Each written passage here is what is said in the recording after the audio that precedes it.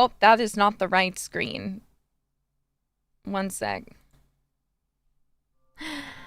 Hiya, darlings. This is hololive English-Advent-'s Devilish Diva, the one and only Nerissa Ravencroft. I know my mouth's not moving very much, but I'm talking to them about it and trying to get it fixed, so I don't know why. It's broke, though. I'm definitely moving my mouth, so... apologies. Yes, thank you for 1 million subscribers. Yes, I'm speaking telepathically. I am... putting everything directly into your brain. I'm practicing being a ventriloquist. This is not a celebration stream for 1 million. Now that I've hit 1 million, I have begun full force on my 1 million wish. So, it'll be a while, but I'm planning something very special for you guys for hitting 1 million with my 1 million wish. So, please look forward to it. You're in my head? Yeah, I'm in your head. I am in your head. I slept well. I woke up.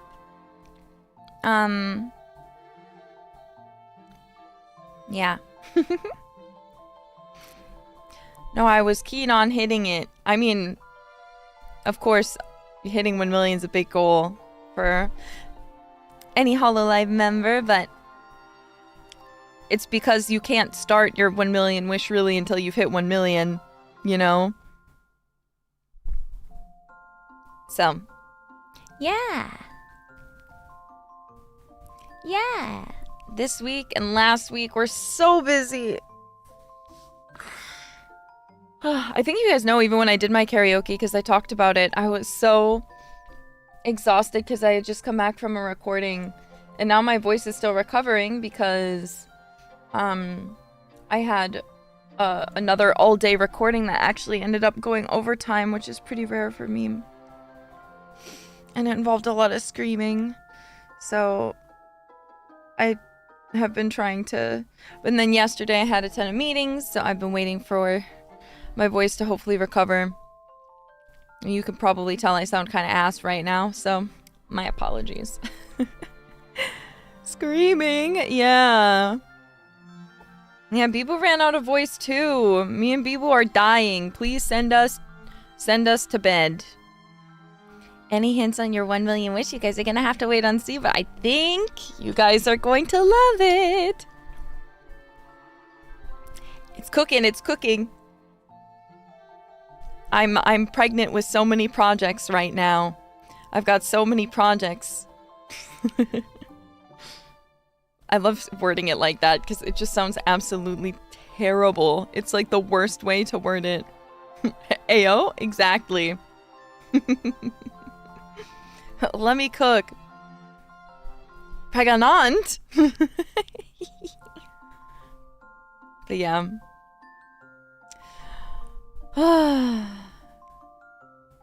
Yeah, it's disgusting. It's beautiful. Exactly.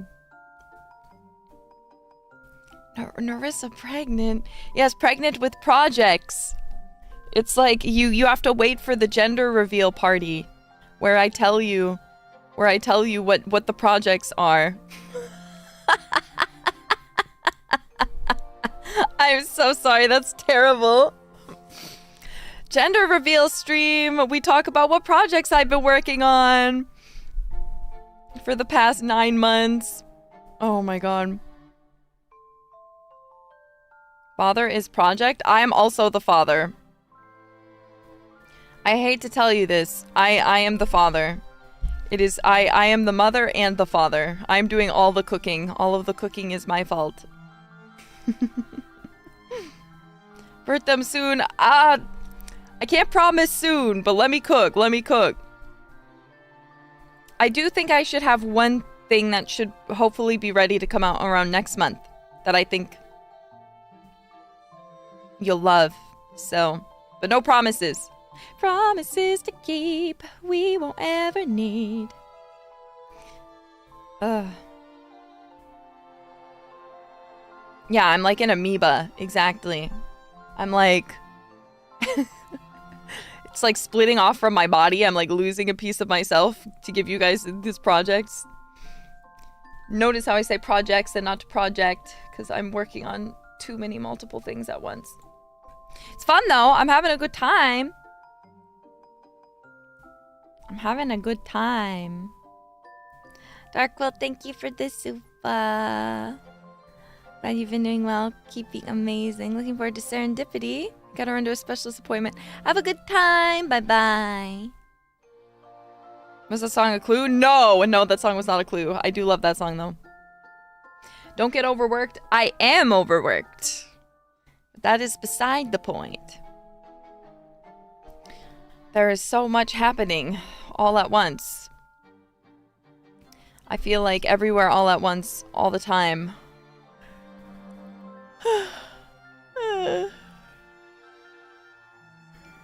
I can't really sleep at night anymore, but que sera sera. You need to see. You haven't seen that movie? It's been a while since I watched it, but it's really funny. You should definitely watch it. I have my breakfast being delivered, so I'm sorry to say I will be eating on stream. I don't know if it's insomnia. I think it is insomnia, but it's also like stress-induced insomnia. I'm so busy thinking about all the things I have to do that I can't sleep. I'm not trying to complain, though. That's not why I'm here. I missed you guys. And so I wanted to say hello because it's been a hot minute. It's been a hot minute. Because I've been so busy. So I wanted to, since I had a free moment, I was like, let me hop on. It's a gorilla. No one will see it coming, but let me hop on. I need to turn off the brain to sleep, but the brain's like, think about this. What about this? What about this? What about this? What about this thing you have to do? What about this thing? And I'm just like, please leave me alone. Please. You know? But it's hontou ni muzukashi dayone. I'm doing my best though. Hanging in there. We miss you. I miss you guys too. That's why I'm here. Mutual missing can only be cured by one thing. Ugh.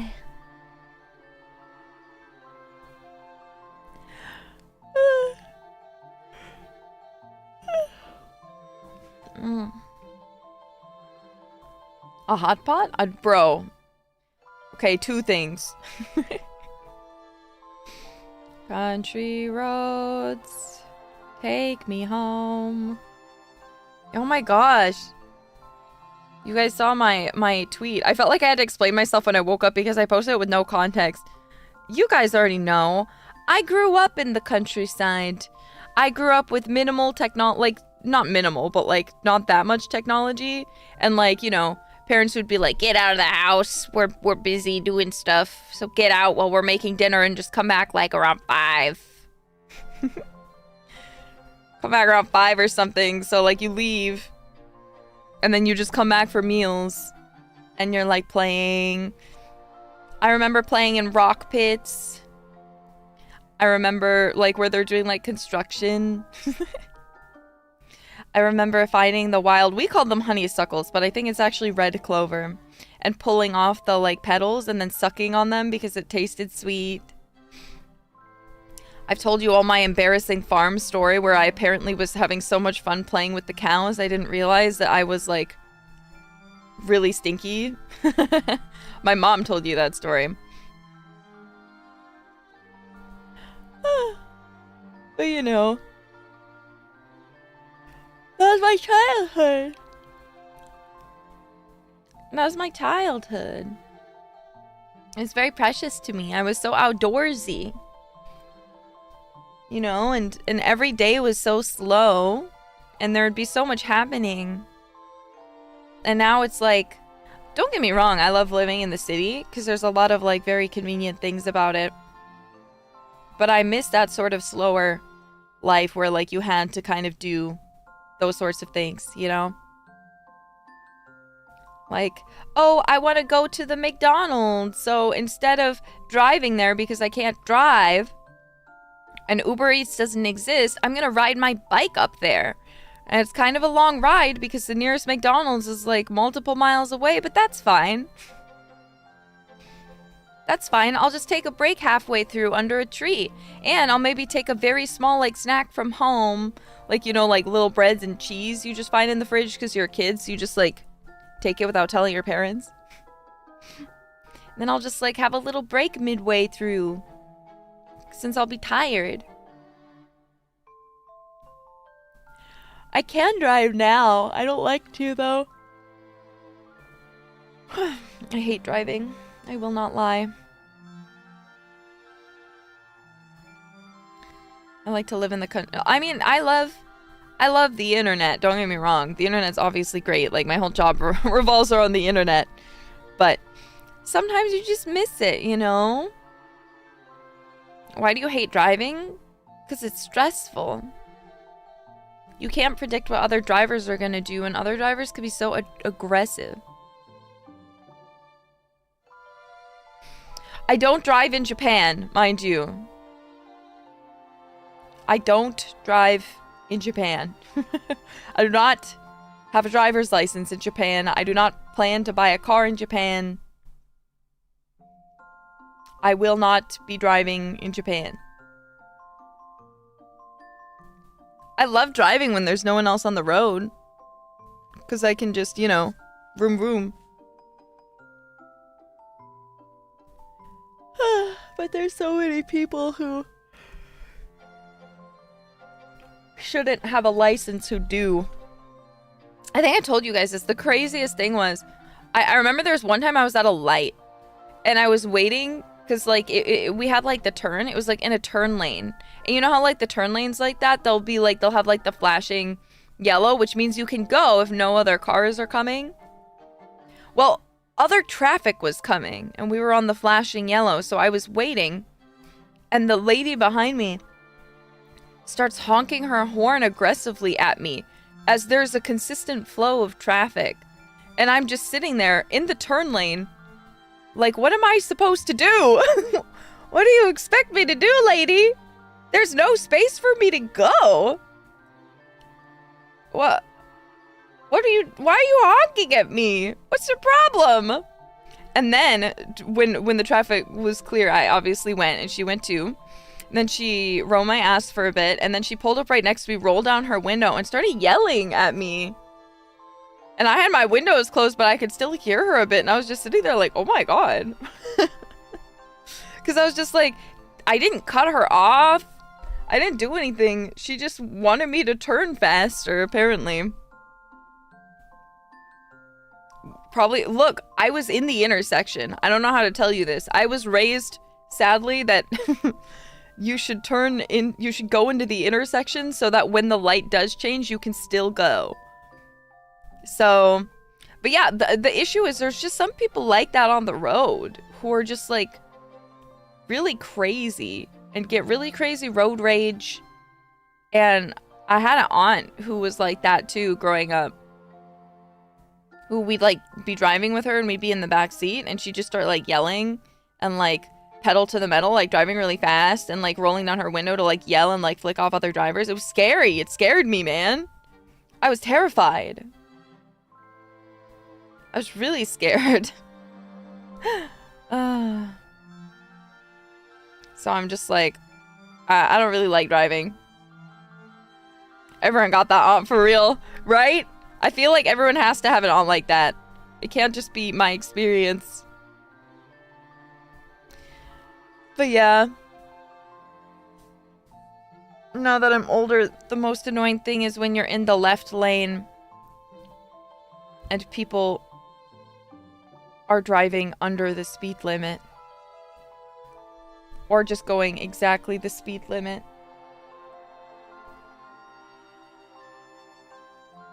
Makes me want to die, bro. My food's almost here, so we'll take a very short break to grab that. And then you'll have to hear me eat on stream. I know, the worst thing ever. Let me quick do an ad for you guys.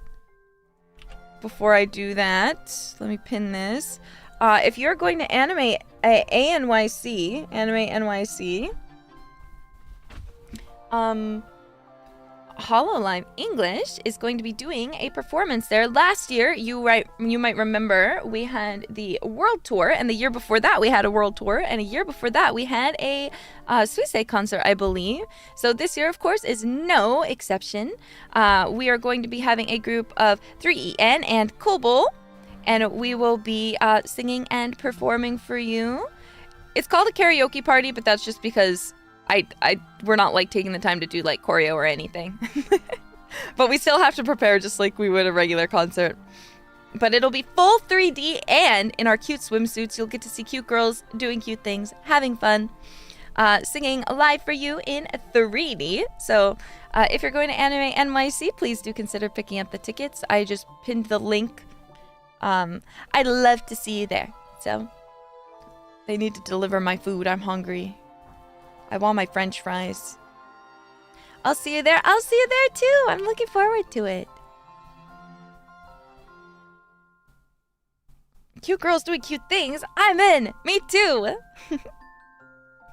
Y'all coming to California? We are. Like soon.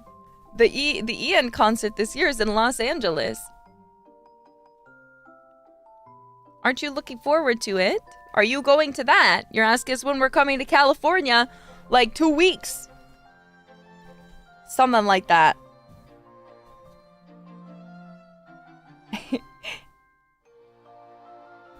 Wait, that was this year? Yeah, that's in 2 weeks, man.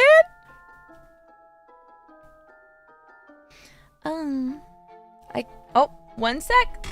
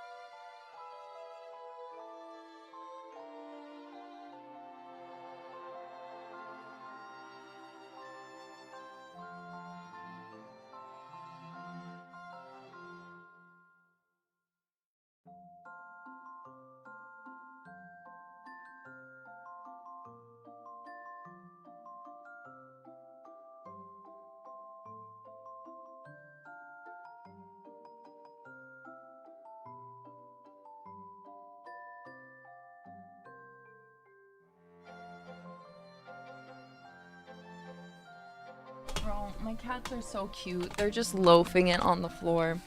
I don't have the food yet. Apologies, I'll have it soon enough. But yeah. Bombastic side eye, not on purpose. I'll be at the concert in New York. See you there. Yay! I can't wait. I always love being to perform for you guys. I'm really looking forward. What did I just say? That didn't sound like... I always love being able to perform for you guys, so I'm really looking forward to it. Sorry, my voice sounds so tired. I feel like so shit about it. I feel bad because every time I go to the recording sessions, my throat still feels fucked up from the last one.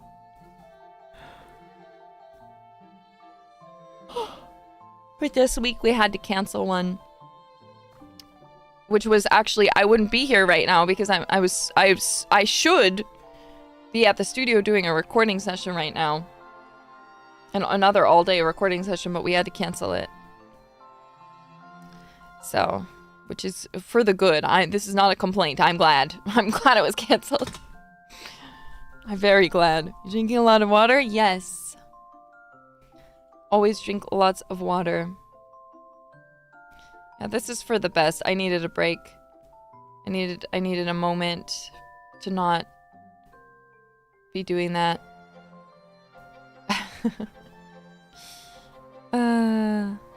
Take the breaks when you can get them. I will. Don't worry. Don't even worry about me.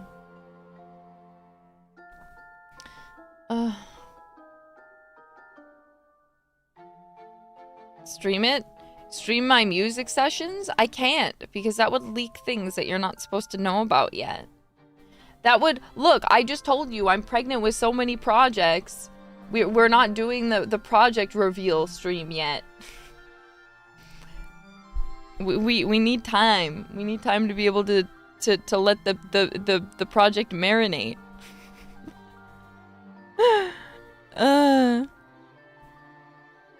Just know I'm working really, really hard. And if everything works out before the end of the year or early next, then you should have it.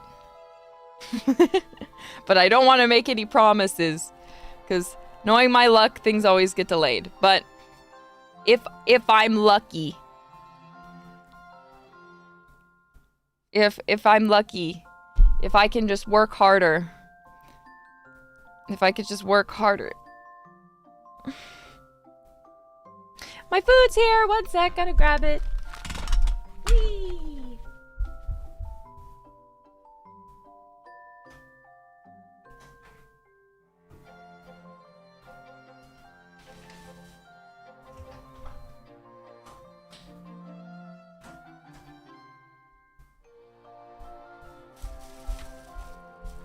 I'm hungry.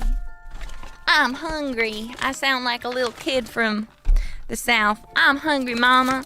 When are we gonna get to eat food? Not now, sugar. It's not gonna be done till 5 p.m. You're gonna have to go wait. You just ate lunch, darling. But Mama, I'm hungry now. Sorry, sugar, but you're gonna have to wait just like your siblings.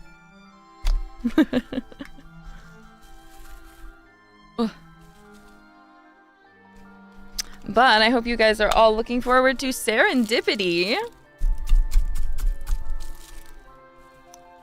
Who here is going?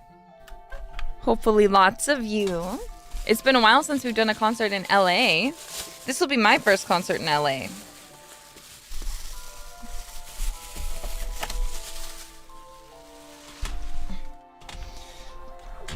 I have to work really hard to not accidentally leak the song, because it gets stuck in my head. And then I just want to sing it. But I can't. Because it's not out yet.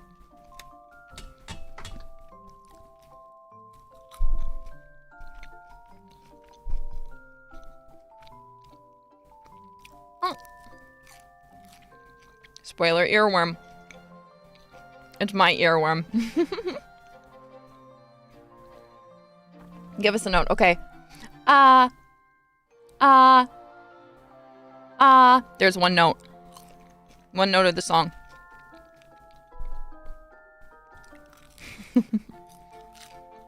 Are you eating a burger? No, I'm eating a sandwich. I ordered my healthy sandwich.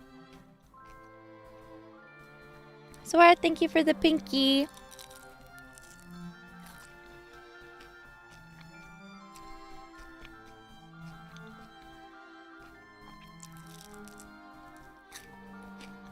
Is a burger a sandwich? No.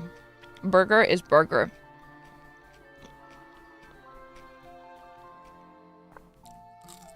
What is a healthy sandwich?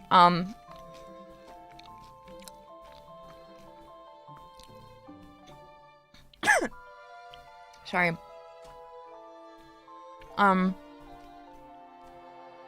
Well, there's lots of healthy sandwiches in the world. My sandwich is mostly avocado.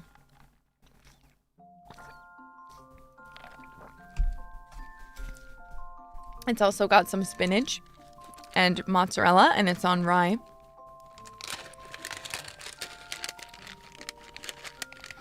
So, one thing about me... Oh, I dropped my biotin supplement.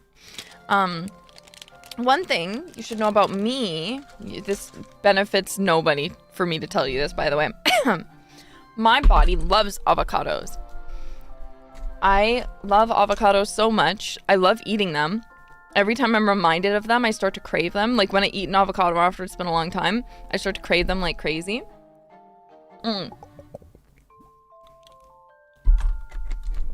Because they make my body feel so good. And I just love all the healthy fats in them. So I really love avocados.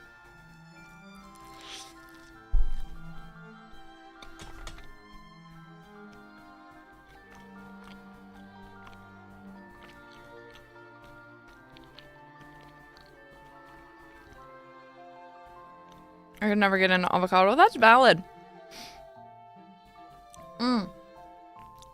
For me, I guess I just don't get enough healthy fats. But avocados are really good for them.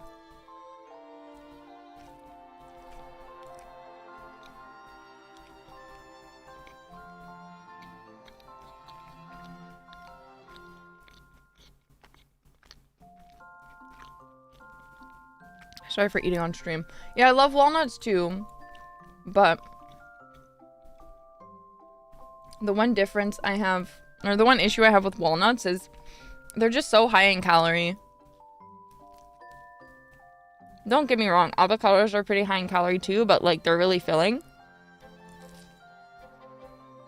I swear, like with walnuts, I need a lot of them.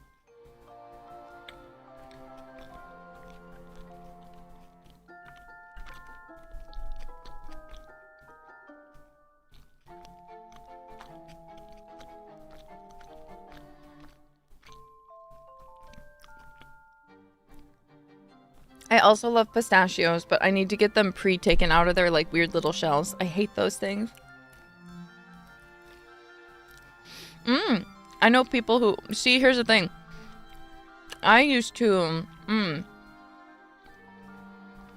get avocado, take the pit out and leave it in the skin, and then put a little bit of honey in the pit hole.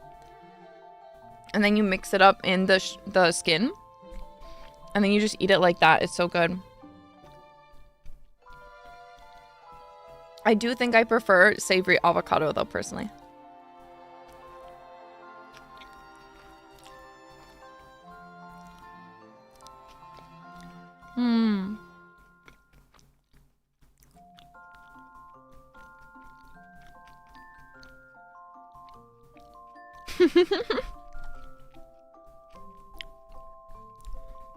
Avocado smoothie. I was never the kind to put them in my smoothies or anything.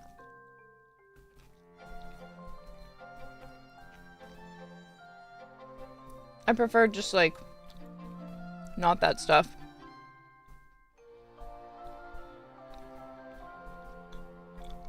In my smoothies.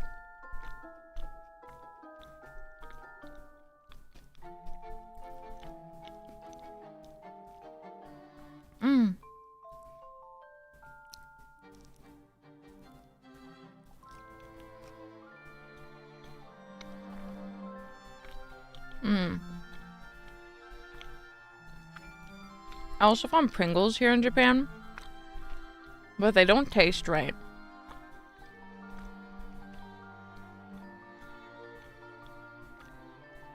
You know what I'm saying? You know what I mean?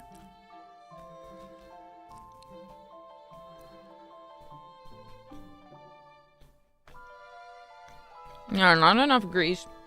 The shape is partially off. Like they're flatter.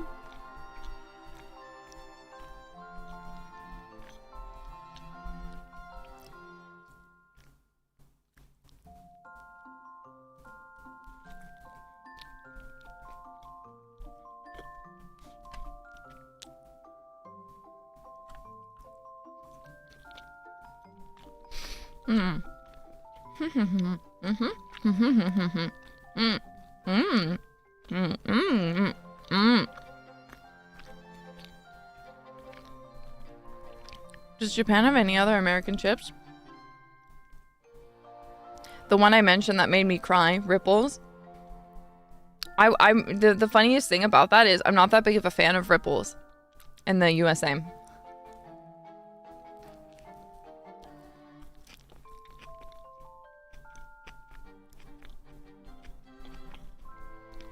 Ruffles, yeah.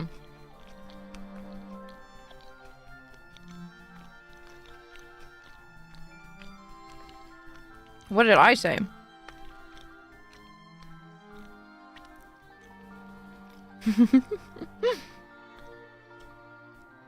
Yeah, ruffles, sorry. Because they ruffle my feathers.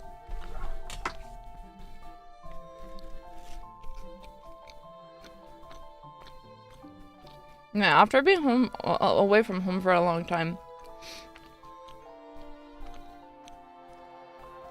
it's really hard to not miss, like, the things you grew up eating. You know what I'm saying? Like, you just miss it.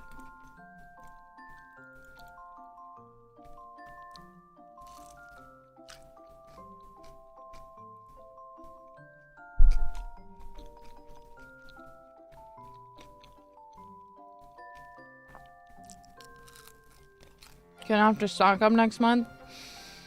I don't know. The issue is then when you go back, your palate's kind of adjusted. So then, like, you might be like, oh, donuts aren't sweet enough in Japan, but eventually you get used to it.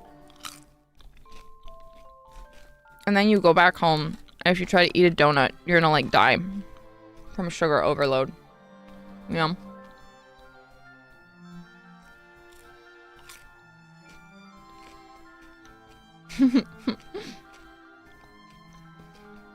I'm trying to eat healthier. Generally.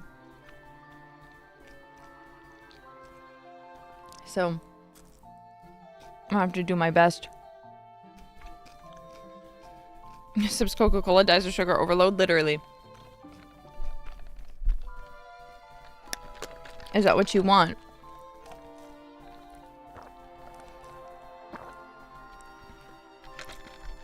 You want me to die from sugar overload? Because I will. Don't test me. I'm looking for a way out right now.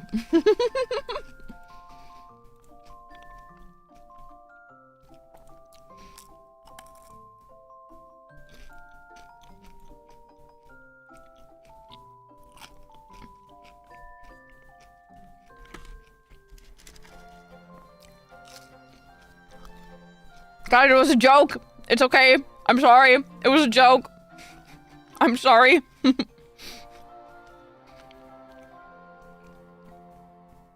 Don't worry. I'm doing well.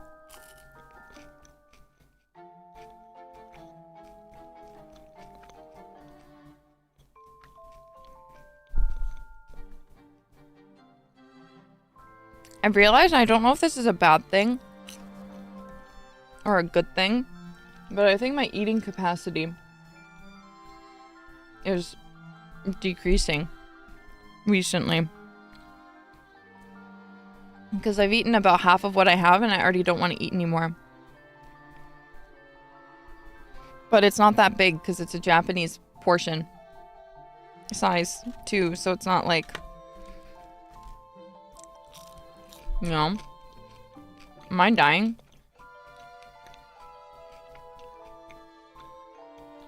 How am I gonna go and eat Culver's? This is like not even half of a Culver's meal and I can't even eat half of it. How am I gonna go eat my cheese curds and my burger and my concrete mixer?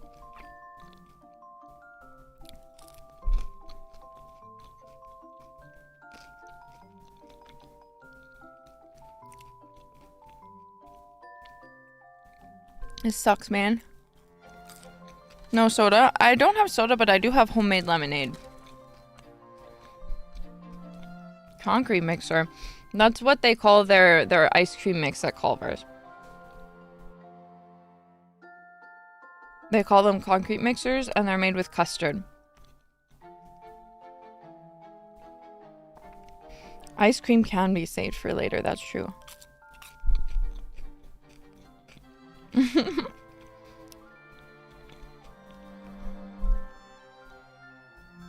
Yeah, I'll only have to eat 1/3 of the burger. Some lucky jailbirds in the union are gonna have to share my other thirds of a burger with me.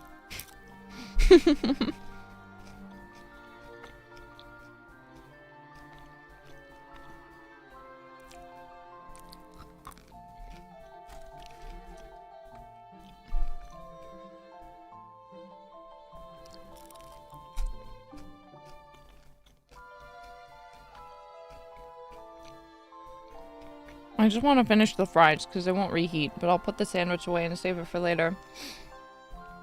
The other half of the sandwich. I ate half of it. It's such a yummy sandwich, and I put it on a panini press.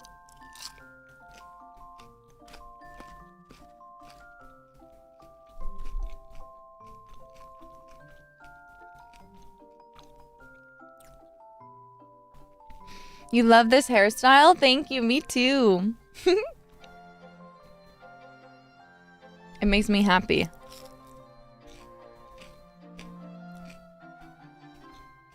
I feel like the lighter shade of blue suits me.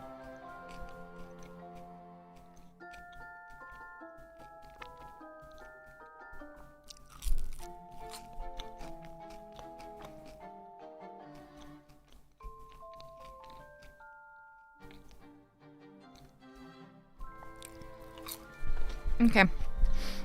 I'll drop this in the fridge. One sec.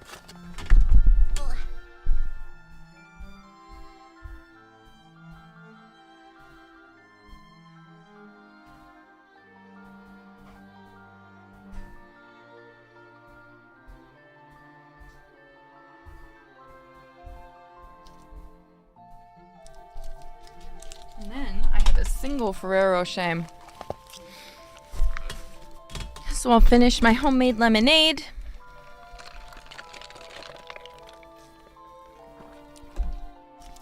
It's a little bit sour, but that happens when things are homemade.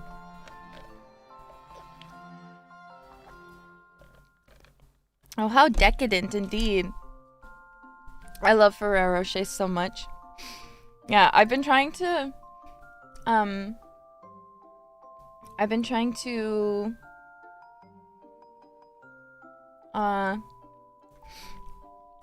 what am I trying to say? Sorry, my brain's not all here. What was I talking about? I've been trying to have a better, like, wake-up routine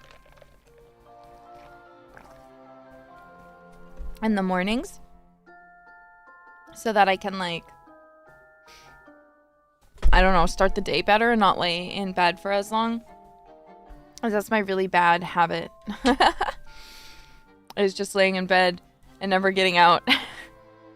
Because it's too easy. It's too easy to do that. You know? And so I recently I've been making my bed pretty much as soon as I wake up, as well as getting up and opening up the windows. And I got collagen, like, little, like, jelly shots. So, like, in the morning, I'll, like, go, and as soon as I get out of bed, I'll go take, like, a collagen shot. With my meals, I take, a biotin supplement, so my nails and hair keep growing nice and strong. And then I got this, like, it's not a workout device, but it's supposed to help with circulation. So I use that once in the mornings, too. Yeah. Jello shots? Yes. Jello shots, but healthy. You just have to deal with the ingredients of the collagen shot being really disgusting to read.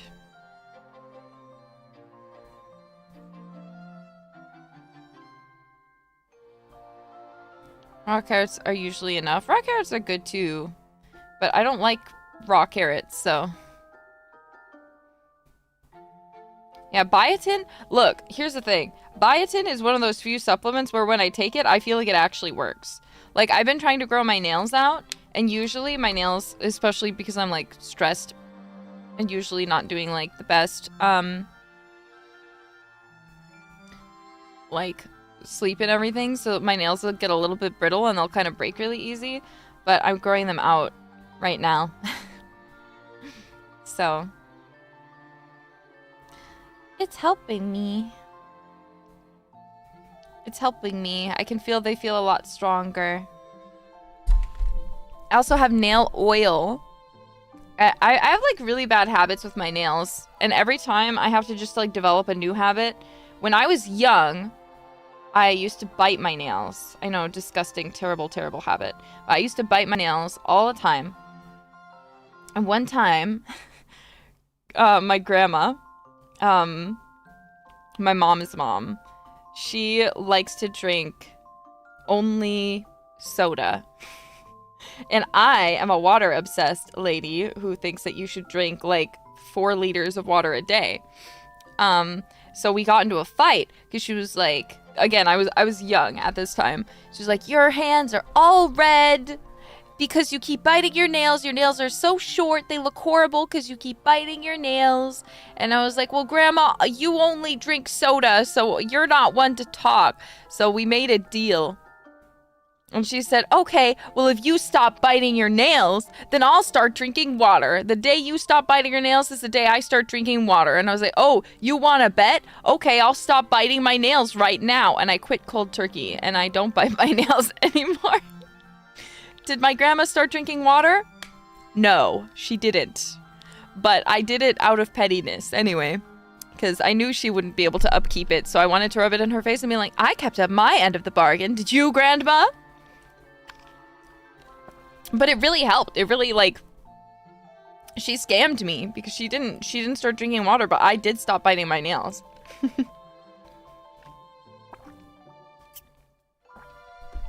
Yeah, she's such a funny lady.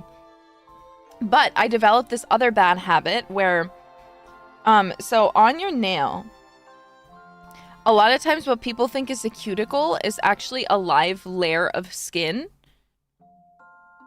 And you can still push it back, but it's not a cuticle. It's live skin. Hence why if you cut it, a lot of times you'll make your finger bleed and you'll weaken it and like you'll get hangnails and stuff because it's live skin. So I was confused when I was younger, and so when I stopped biting my nails, I was like, okay, well, I should work on making them look nicer. So I saw that layer of skin, and as I was watching just like basic stuff on like nail care, a lot of people say it's the cuticle. Again, even though it's not, it's a skin flap. And I started, this is incredibly painful. Do not do this. If you do this, stop now. I started getting my nail clippers going under that skin layer, lifting it with the nail clippers, and then chopping it off with the nail clippers. Yeah, so even though I stopped biting my nails and now my nails were able to grow, the area around my nail was still super red around like the skin because I was constantly cutting off live skin because I thought it was cuticle.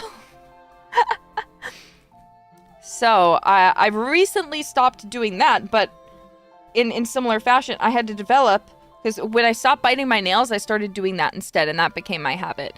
Now, I know better.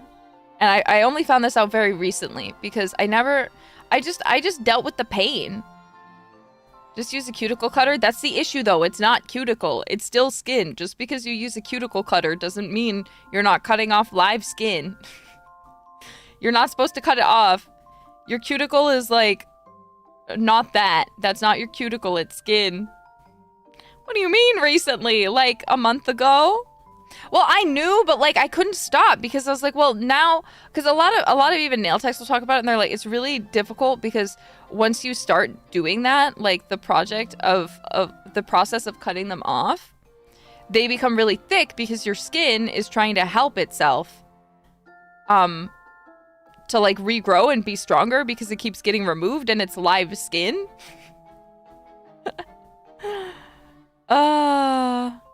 So. Yeah. So what even is a cuticle? The cuticle, it still grows out and it can still be a problem. But often just what happens and what you think is a cuticle is when your nail's growing out, the skin just kind of gets stuck on the nail because it's dry. So it stretches out. And so people are like, oh, that's a cuticle, but it's your skin. And it's because your skin is dry. And it's because your hands don't have enough moisture. You need to use more lotion and use nail oil.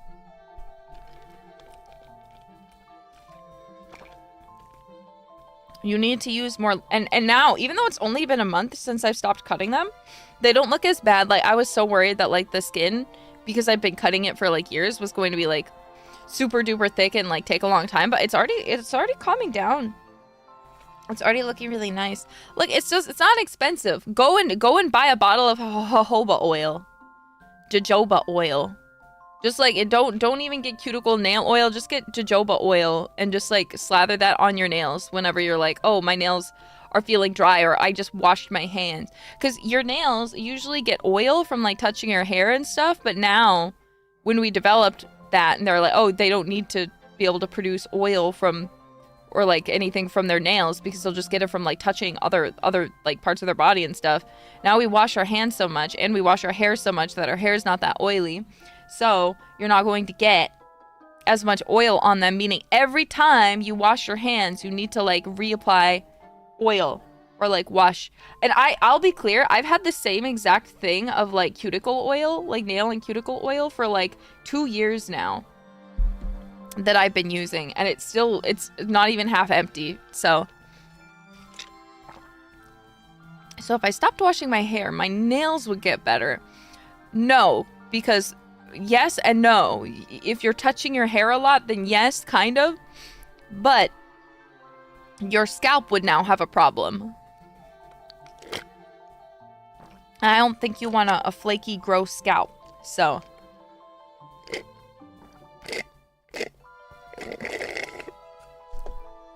yeah, people can ignore your nails, or you can wear gloves. You can wear a hat, but people will be able to smell your hair if it's dirty. Spa day, I would. Then I have to, like, you know, special perms. Remove the hair, easy. Yeah, go bald. Shave all your hair off. But yeah, anyway, so I've finally been kicking that bad habit, and now I've been very obsessively oiling my nails, so I'm becoming everybody's problem. And I've always oiled my nails, but I'm like doing it like more and more now. So I'm not allowed to cut off the skin on my nails. Nature needs to heal. What's your morning routine? I already said it. I wake up in the morning. At 9 a.m. every day. That's when my alarm goes off. I usually pet my cats for a little bit, because they're there. And they're so cute. How could I not? And then I open the windows so I don't fall back asleep. Then I make the bed, even if I'm going to lay in it for a little bit, because unless my pillows are a specific way, I can't sleep anyway. So I fix them so it's, my bed is basically made while I'm in it, you know? And then I get up, I use my circulation device.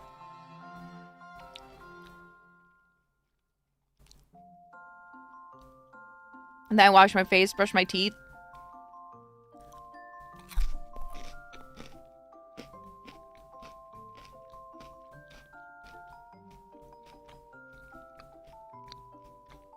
What is a circulation device?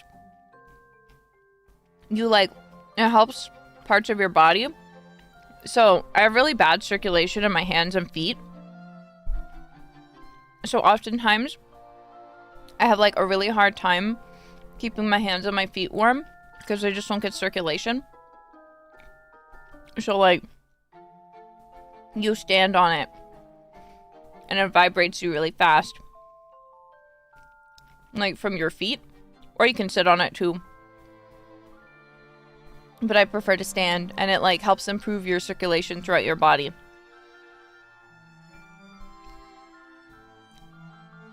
It's good for you. And since I spend most of my day sitting in a chair, I thought it would be good for me. So I got it as a present to myself.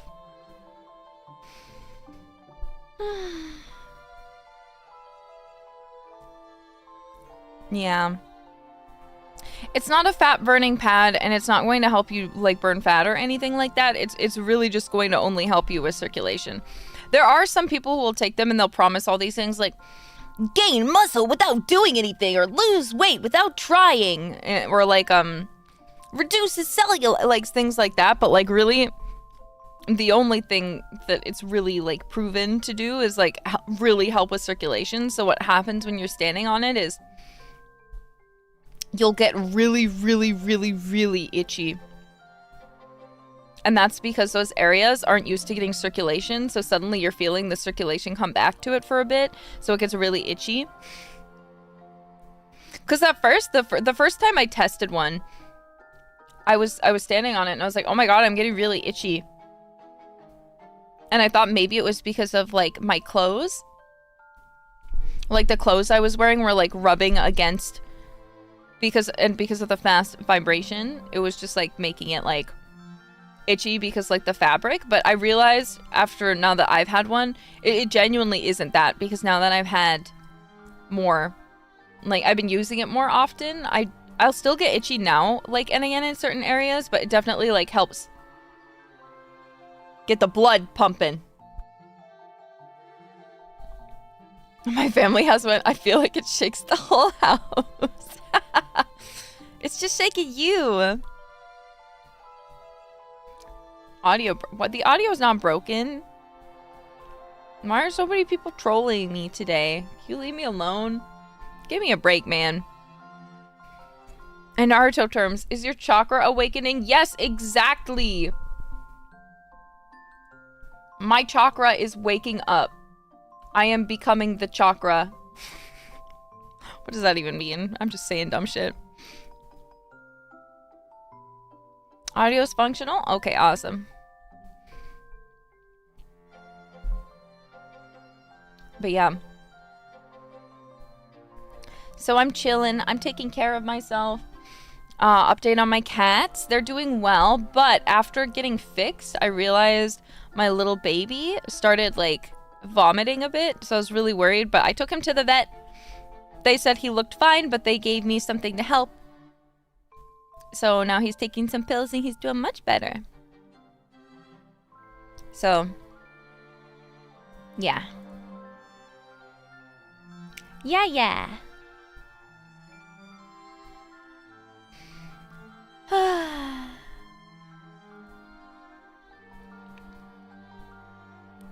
He did hack up a hairball once, but other times it's just been like foam, or like there's only one time it was actually like food, and I think it's because he ate dry food.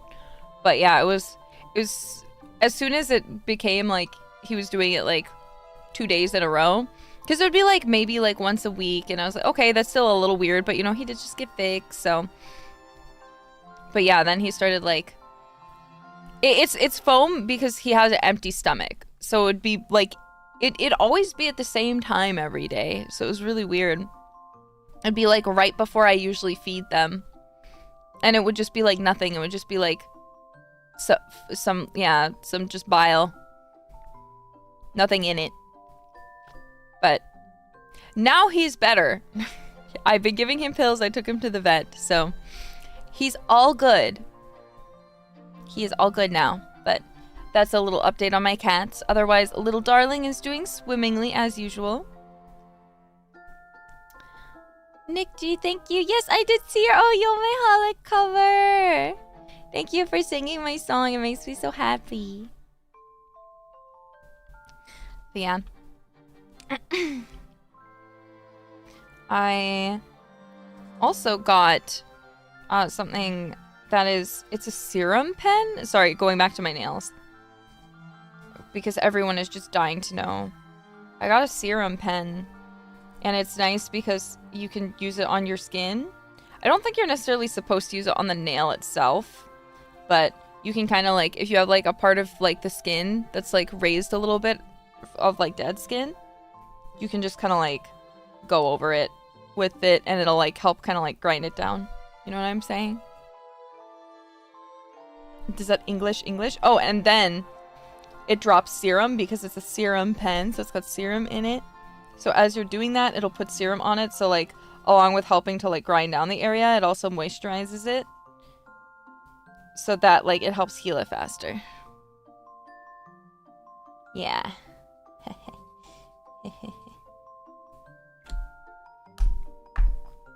Yeah. Do a nail review stream. You guys want me to review your nails? Do you want me to review your nails and then give you... Because the thing is, I'm going to give everyone the exact same advice on how to take care of their nails, so... Submit your fingers, let me review them, and then for every single person, I'll say the same thing. Okay, you need to get a glass nail file. Here's the one I recommend. Not only do you need a glass nail file, but you're also going to need a high-quality nail trimmer. Keep them in your bag at all times and have some for at home wherever you chill. Then you're going to also want nail oil. Again, stuff for when you're traveling and stuff for when you're chilling. You're going to want hand cream. And then...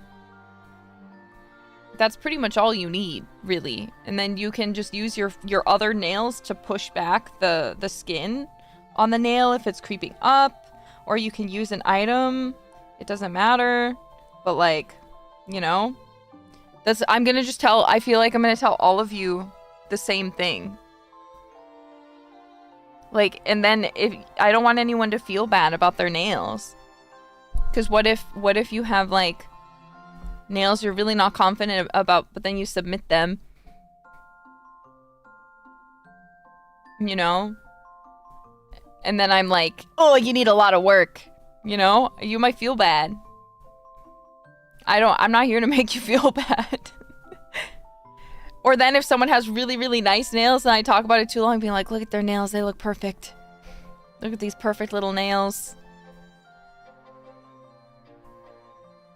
Then you might be like, oh, she didn't say that about my nails. And then you'll be sad. I'm just saying. Tell me I'm wrong. You have perfect nails? I don't believe it. Are you a boy or a girl? If you have perfect nails, are you a boy or a girl? Don't answer if you don't have perfect nails. Because if you're a boy and you're saying you have perfect nails, I doubt it. If you're a girl, I might believe you. Girl? I have multiple girl answers, actually. But I do see some boy. Wow, I love when my female jailbirds come out. Okay, you girls and your beautiful nails. Okay, hello? Okay, maybe, we'll see. Maybe I will do a nail review stream. Submit your fingernails to me, jailbirds. I have anxiety, so they're not perfect. Don't worry. It happens to the best of us. Yubi. Yeah, so I don't really have anything interesting to talk about today. I just missed you guys.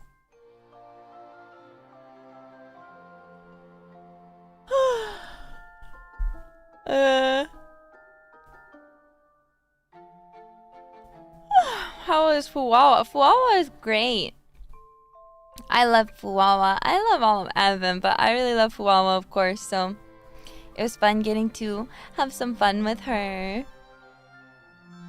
And see her. It was a good time. What about Mokoko? I need to get Mokoko. She told me that she's really good with cats. And there's something that only she can do that I need her to help me with for my cat. So this is my plea I'm sending out. Mokoko, please come to my house. Come to my house and help my cats. They need you. They need you. Please. Mokoko, please. She can't hear me. Yes, I need Mokoko to come rescue me. My mokokue. Yeah, my cats need a pop talk. Exactly.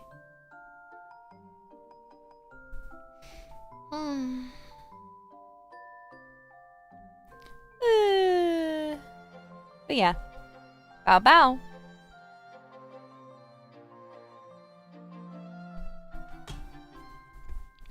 What else am I doing? Is there anything I can do that I'm talking about? Or is there anything I can talk about that I'm doing?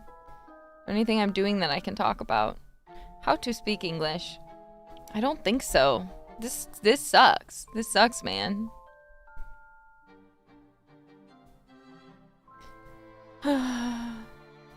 Thank you guys for the super. Also, Lord Joboto! It's your birthday report, and is my birthday in 30 minutes. May I have the day off? Day off from what? It's your birthday. You may do whatever you please. But what do you want the day off from? From work? I don't have the authority, but I can encourage you. If it is your birthday, I think you should call in sick. I don't think anyone... Call me whatever you want. Call me a white girl, whatever. But I think no one should be working on their birthday. If it's your birthday, I think you deserve to have the day off. Call your workplace. Tell them you're not coming in. Tell them, I'm sorry, I'm sick. And then go into your workplace with a birthday hat on. And be like, I'm just shopping. Or like, if it's that kind of workplace, you know. Do not work on your day off. Or do not work. Do not work on your birthday. Your birthday is a day of rest. You know?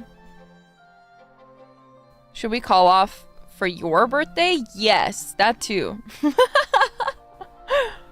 Of course. Why not? Of course you should.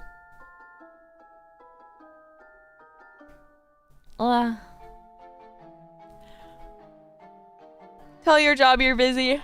You have a prior engagement. Or if they're like, no, but we need you. Be like, oh, sorry. Well, my prior engagement needs me. And your prior engagement can be you laying in bed all day. You know? That's what you deserve. Not going to work. Going to a job. Not on your birthday. No siree. Again, any other day or time. Sure, yeah, whatever. On your birthday? Absolutely not.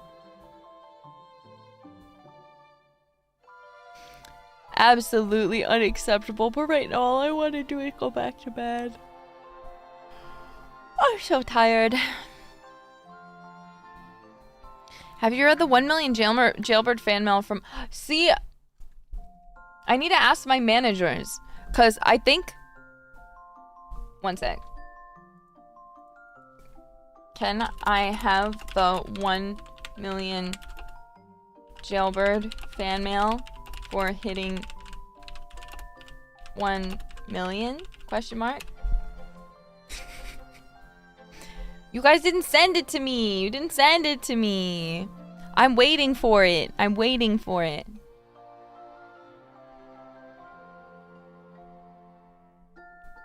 Just give me a bit, but as soon as I get it, I will be reading it.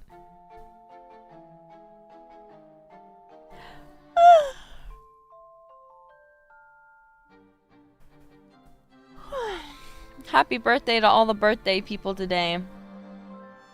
Where to send?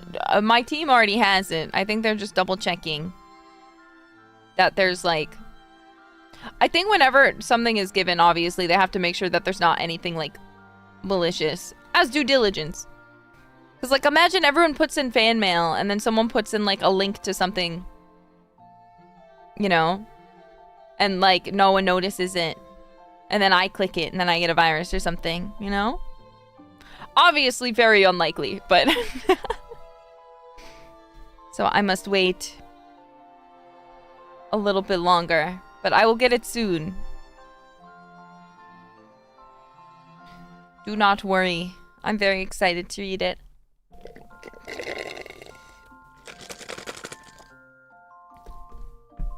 Wah. Wah, wah, wah, wah, wah, wah, wah.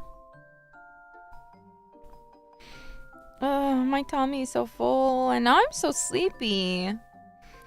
How's the fridge? What do you mean? It's running. Well, you gotta go catch it.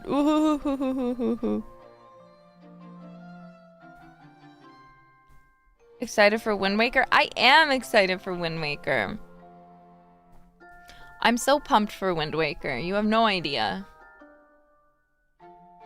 Wind Waker. So I have a funny story with Wind Waker. Sorry, Aradia, I'm about to shit talk you. So we had Wind Waker as a kid. I don't remember if Aradia had borrowed it from a friend or what the case was, but she played Wind Waker, and I could see her play Wind Waker, and she would be like, go away. Because we're at that age where, you know, like, you're kind of like done with having your like little siblings like watch you play games, you know what I'm saying? So I wouldn't get to like watch her play Wind Waker, but I really wanted to play. As you all know, I'm a huge Zelda fan. I love the Legend of Zelda series. It's like one of my most beloved series from just life in general at this point, but like especially from my childhood. And so I never got to play it. And then just a few years ago, I was talking to Aradia, and she like turned it on, and she was like gonna like play it for our family or something just for a little bit, because we had like hooked up the Wii to the TV, and she was like, yeah, you remember Wind Waker, because we had it when we were little. And I was like, no, I don't. She's like, what do you mean? I was like, you never let me play it. You would hide the game disc. So I never got to play Wind Waker, Aradia. And then she was like, oh, she felt so bad. So Crocodile, thank you for the pinky. But yeah, I never got to play Twilight Princess either. So those are some of my like deep desires, is to play Wind Waker and Twilight Princess. Because I played pretty much every other like mainline like Zelda game that's like on a like major console. I played Breath of the Wild, I played Tears of the Kingdom, I played Ocarina of Time. I mean the 3D Zelda games specifically, by the way. But yeah, I have played Majora's Mask, but I ended up finishing it via watching a playthrough. I have played Skyward Sword. But 2D, there's a lot of Zelda games I haven't played. And yes, I saw the Ocarina of Time remake. Oh my god, I'm so excited. I can't wait. I can't wait. I'm very, very excited. I mean, we just finished playing Ocarina of Time, so I feel like the timing honestly couldn't be any more perfect. Couldn't be any more perfect than it is, because we just finished playing it. So yeah, we're gonna get 2 Ocarina of playthroughs. What time does it actually release? Because I didn't look at the release date. I just saw the announcement, but I didn't even know there was a release date. When does it come out? Or did it just like give like a general like winter? Why are people saying a few months? This year in 2027. This year it only said 2026. Okay. The only thing I'll admit, I need to see more shots, but I am just a tiny bit worried about the art style. I don't have an issue with it.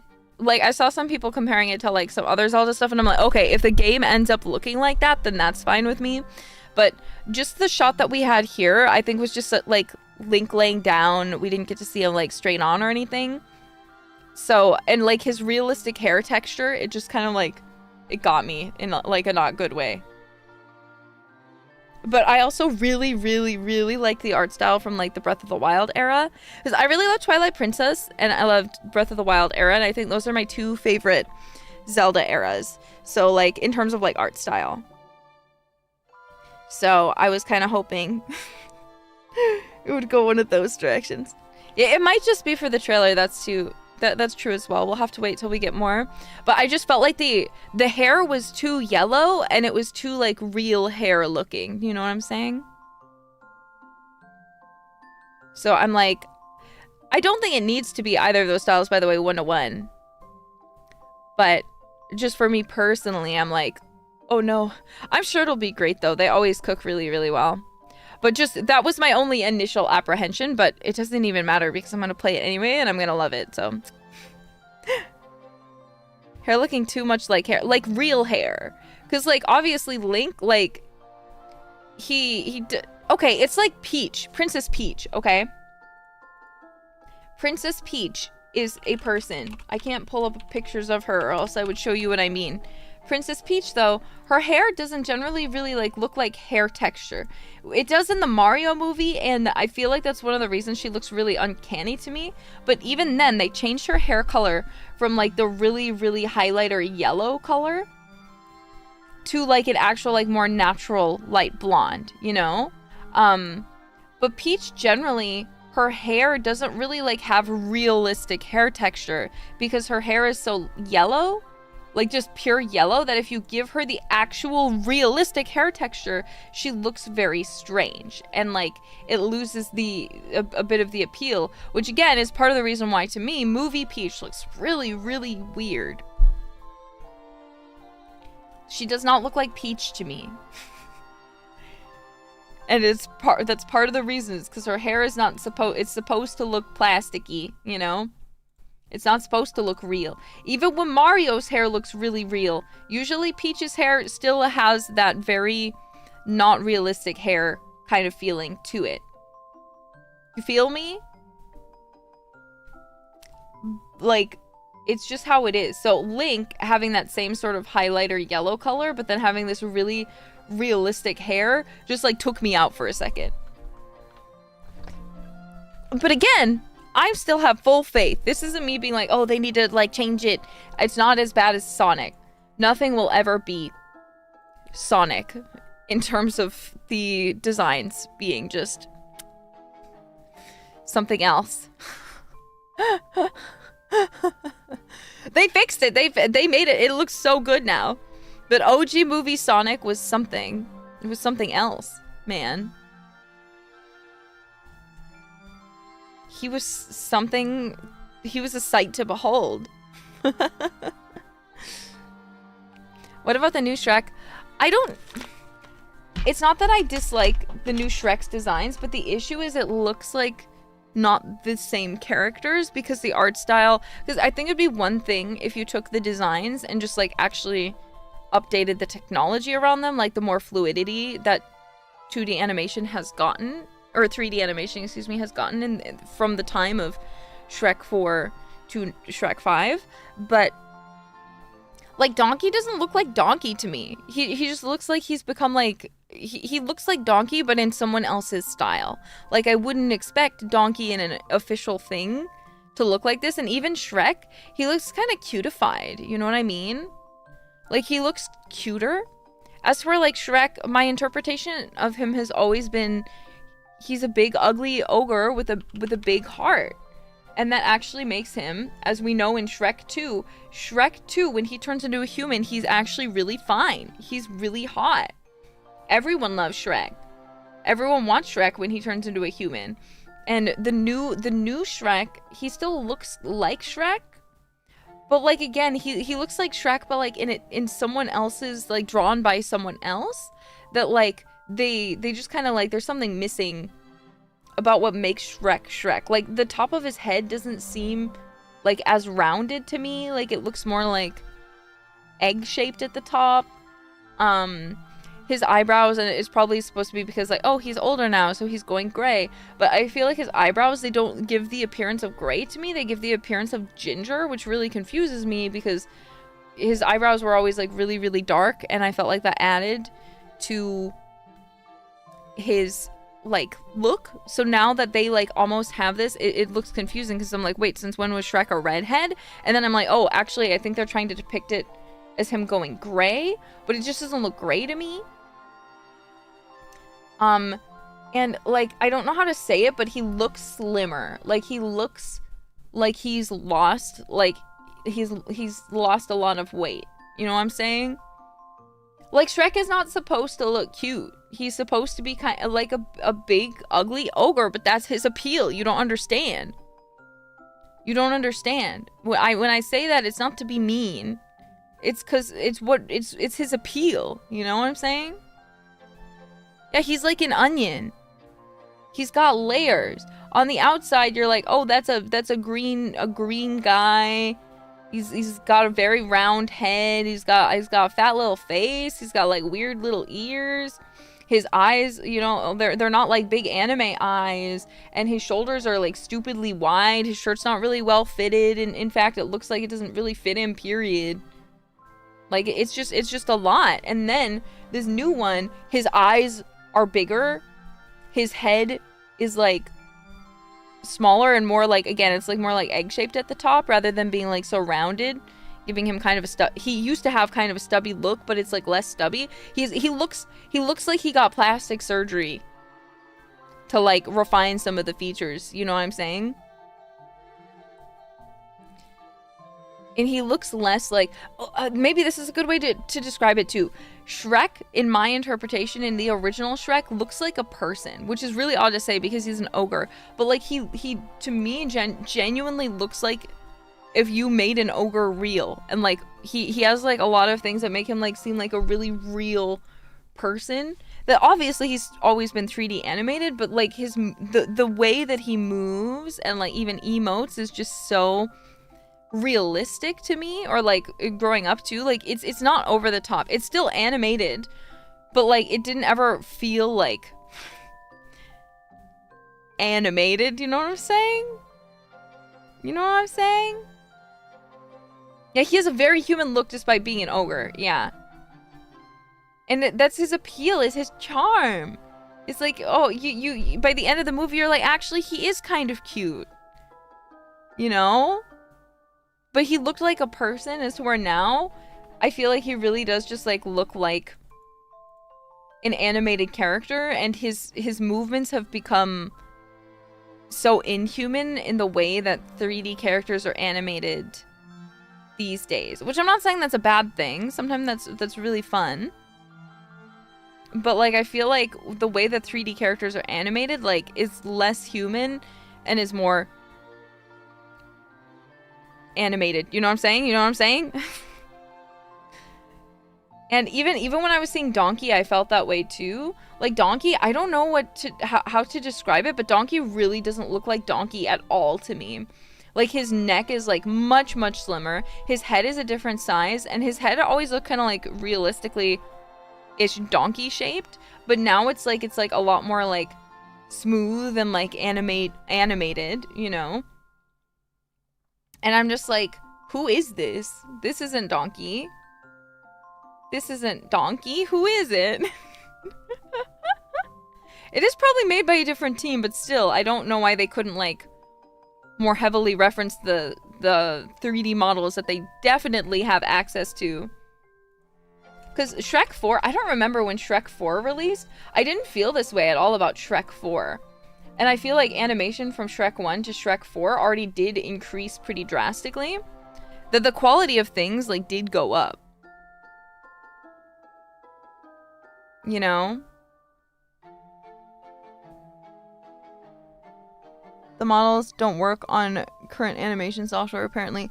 Yeah, but you could still remake the models and just make them, you know, very, very close. And you can convert models. You know? Yeah, the style was consistent, but there were still updates that made them look better. Like, again, Shrek 1 to Shrek 4 looks really good. And now it's like Shrek 5, I'm like, that doesn't look like Shrek anymore. Like, maybe it would have been, like, kind of acceptable if they had continued to, like, make Shrek movies in between from here to now, and, like, if we looked back at Shrek 1, we might be like, oh, this looks really different now, but it would have been a more gradual shift. But, like, I really feel like the new Shrek just looks very not Shrekky to me. He doesn't look like Shrek, man. And Donkey doesn't look like Donkey at all. Like, I seriously don't know who that character is. But he's not Donkey. Didn't realize. I love Shrek. I need a hero. I'm holding out for a hero till the end of the night. I used to watch Shrek 2 on VHS in my car. Not my car, but my parents' car. We had like this big van, like this big camper van that had like a television in it, like a very, very small one that you could just put like VHSs into. And so we'd like have like a few movies that we just always have in the car, and then we just like throw the VHS tape in, and that was one of them. I think we also had the Blu-ray too, though. Yeah. Or I forget, did it also have a Blu-ray? One sec. I need to check, actually.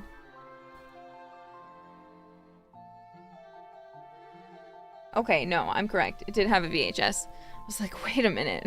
Am I mixing it up with a different movie? Definitely not. Okay. But we also, because we had it on Blu-ray too, because I remember we'd go and we'd play like the games. You know how they'd have like the like meme game on it where you could like play. There was like the panel of judges, and it was like imitating not America's Got Talent. What is it called? American Idol. And you could pick who wins, but like Simon Cowell was there for some reason because it's imitating American Idol. And if you picked someone who was too bad that he didn't think that they were good enough to win, he'd be like, and the winner is, oh my god, it's me, everyone. But yeah, oh my god. It's so crazy, man. That was awesome. That shit was awesome as hell.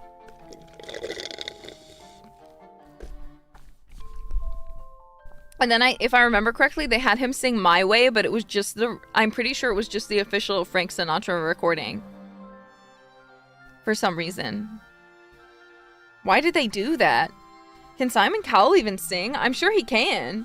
He's got to be able to, right? Can Simon Cowell sing? Someone answer my question. I'm scared. I think he's just a producer. Really? He's just a producer? Why do we... Not that producers don't have immense talent too in what they're doing individually and like being able to talent scout, but... Really? He can't sing at all? Really? Really? I'm surprised.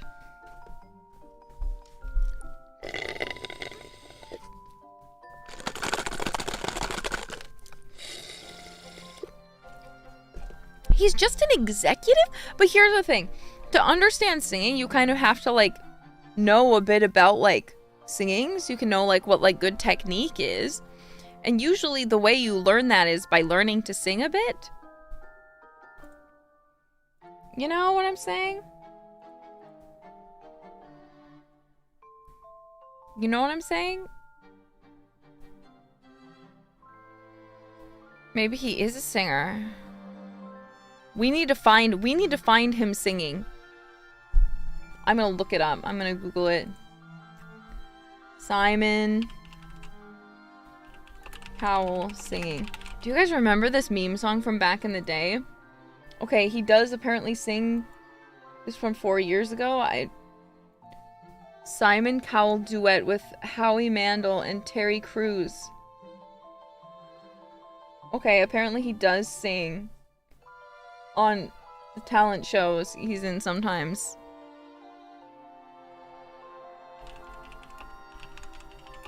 Do you guys remember that it was a meme song? It was called Owls Hate Simon Cowell. Or I think it was just called Owls, but it's like, owls, everyone is fond of owls, except for mice and shrews and Simon Cowell, and you know why they come for you.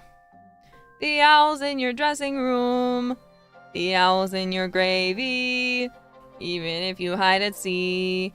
There's owls in the Navy, Simon Cowell, your days are numbered. Owls will get you while you slumber.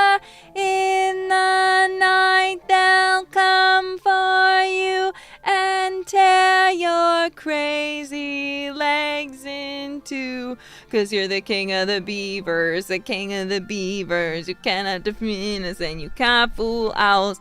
Yeah, like it's like so old. You're like, what are you singing? I don't know. That was the humor back in the day. We were just listening to anything. We'd just be listening to anything, bro. We'd literally just be like, oh, yeah, owls. Yeah, this song about Simon, like, you guys probably remember. Badger, badger, badger, badger, badger, badger, badger, badger, badger, badger, you know? But it was like a long song. Like, why? But we're like, oh my god, yeah, that's so funny.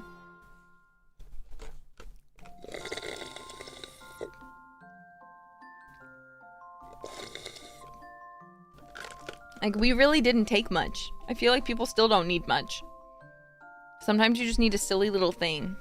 A silly little silly thing.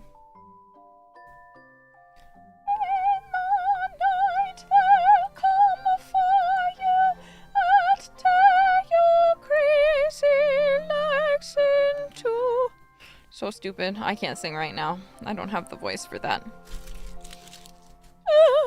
I just want to sing, but I can't, because my voice sucks right now.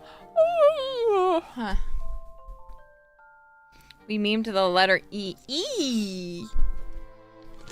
God. You're talking about the one with the stupid fucking dinosaur, right?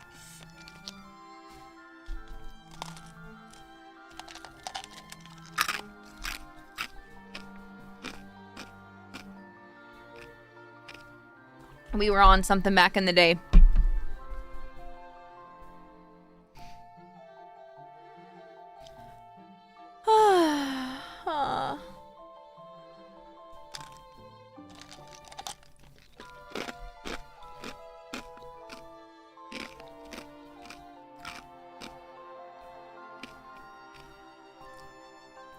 I mean, we can't talk too much about millennials. So everyone's like, haha, millennial humor, so stupid. Meanwhile, the kids are like, oh, 6'7", 6'7", oh, 6'7", 6'7". So can we really make fun of millennials? Can we really make fun of millennials for their dumb shit when really these days the kids have just as dumb shit going for them when it comes to humor? I'm just saying. I'm just saying.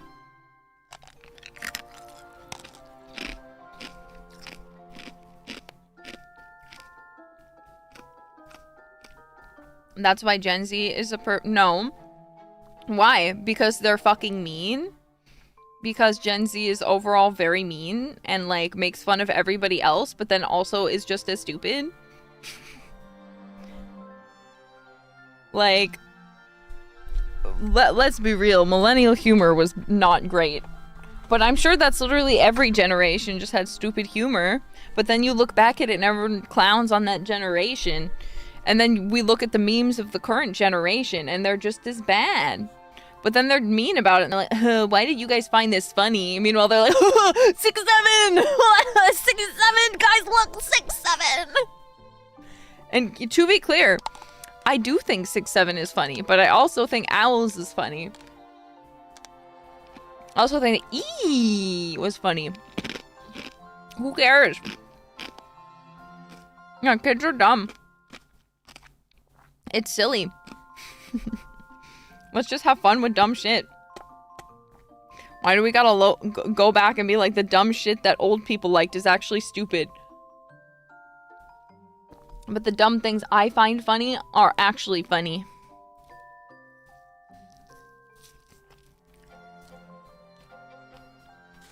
Because what kids always forget is one day you won't be kids anymore. And there'll be a generation below you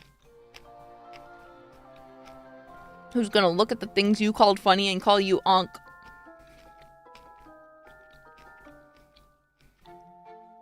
There will be new words for unk. There will be new words for chopped. And they're going to say all those things to you. And you're not even going to know what they mean. Because you're going to be stuck saying unk.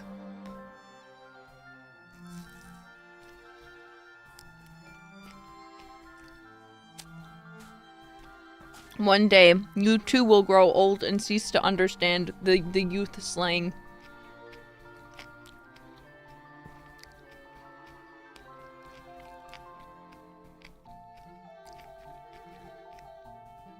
I am an unk, okay? I'm 10,000 years old. I'm mega unk. I speak from experience. I speak from experience of being unk.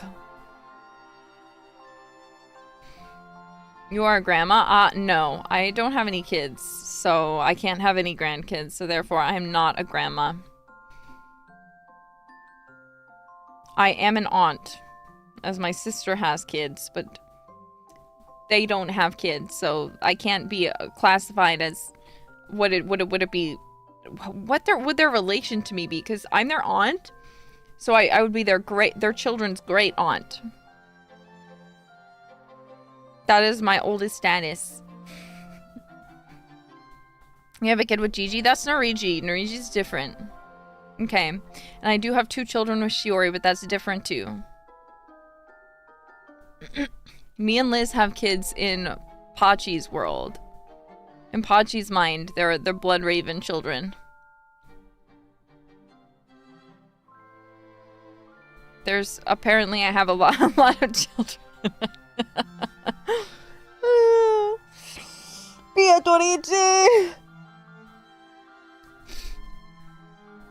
Guys, if I asked you to read Umineko, would you?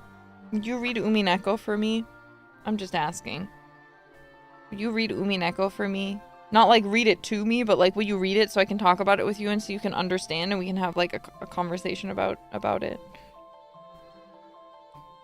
I don't want to play it on stream because it's longer than the Bible and it requires like a lot of reading. So I don't want to read that out loud or I'll die. Yeah, can we do book club though? And can I like assign like, oh, you need to read up to this point of Umineko, and then like we'll have like a weekly like Umineko book club or something. What is that? You don't know about Umineko? Allow me to introduce you to one of my favorite visual novels, written by the incredible Ryu Kishio 7, who you may know as the writer of both Higurashi as well as Silent Hill F that recently came out. Ryu Kishi is a master at writing and coming up with fun little stories. Again, if you've seen Higurashi, you might know some of his shtick. Basically, Umineko is the story of the Ushiromiya family, and we follow Battler Ushiromiya, who is the son of Rudolph and Kyrie Ushiromiya. He has an aunt Ava who is married to Hideyoshi, and they have a son named George.